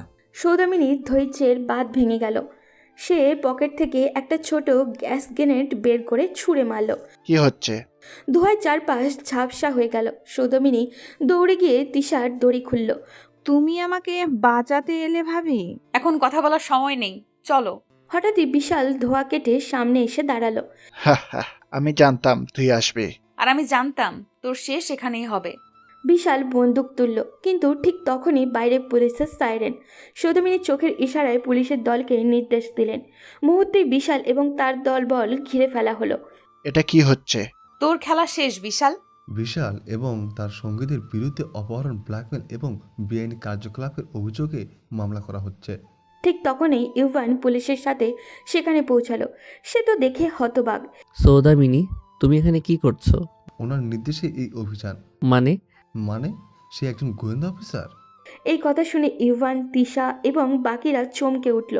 তিতান তার বাবা মাকে পেয়ে অনেক খুশি হলো। তারপর তিতান আর তার বাবা মায়ের সবার থেকে বিদায় নিয়ে চলে গেলেন। সবাই বাসায় ফেরার পর তিশা রাগ মিশ্রিত বিস্ময়ে বলে উঠল, তুমি আমাদের এতদিন মিথ্যা বললে তুমি একজন পুলিশ অফিসার? আমরা এতদিন তোমাকে অপমান করেছি, কাজ করিয়েছি, অথচ তুমি আমাদের পরিবারের জন্য এত কিছু করেছো। আমরা ভুলে গেছি মা, মাফ করে দে। সৌদামিনী একটু হেসেই বলল, আমি শুধু আমার কর্তব্য পালন করেছি আর পরিবারের ভালো চেয়েছি। ইভান গভীরভাবে সৌদামিনীর দিকে তাকিয়েছিল। তার চোখে ছিল বিস্ময়, মুগ্ধতা, আরও একরকম অজানা অনুভূতি। রাত গভীর, অভিযানের উত্তেজনা কেটে গেলেও ইভানের মনে অদ্ভুত এক অস্বস্তিরতা কাজ করছে। সৌদামিনীকে নিয়ে তার ভাবনার যেন শেষ নেই। দুজন নেই নিজেদের রুমে ফিরল। সৌদামিনীর ড্রেসিং টেবিলের সামনে দাঁড়িয়ে চুল বাঁধছিল। তখনই পিছন থেকে ইভান ধীরে ধীরে এগিয়ে এলো। আমি সত্যি দুঃখিত সৌদামিনী, তোমার ব্যাপারে কখনো কিছু জানার চেষ্টা করিনি, উল্টো ভুল বুঝেছি, কষ্ট দিয়েছি। তুমি এত সিরিয়াস কেন? আমি তোমার উপর কখনো রাগ করিনি ইউভান। তাও আমি চাই তুমি আমাকে ক্ষমা করো।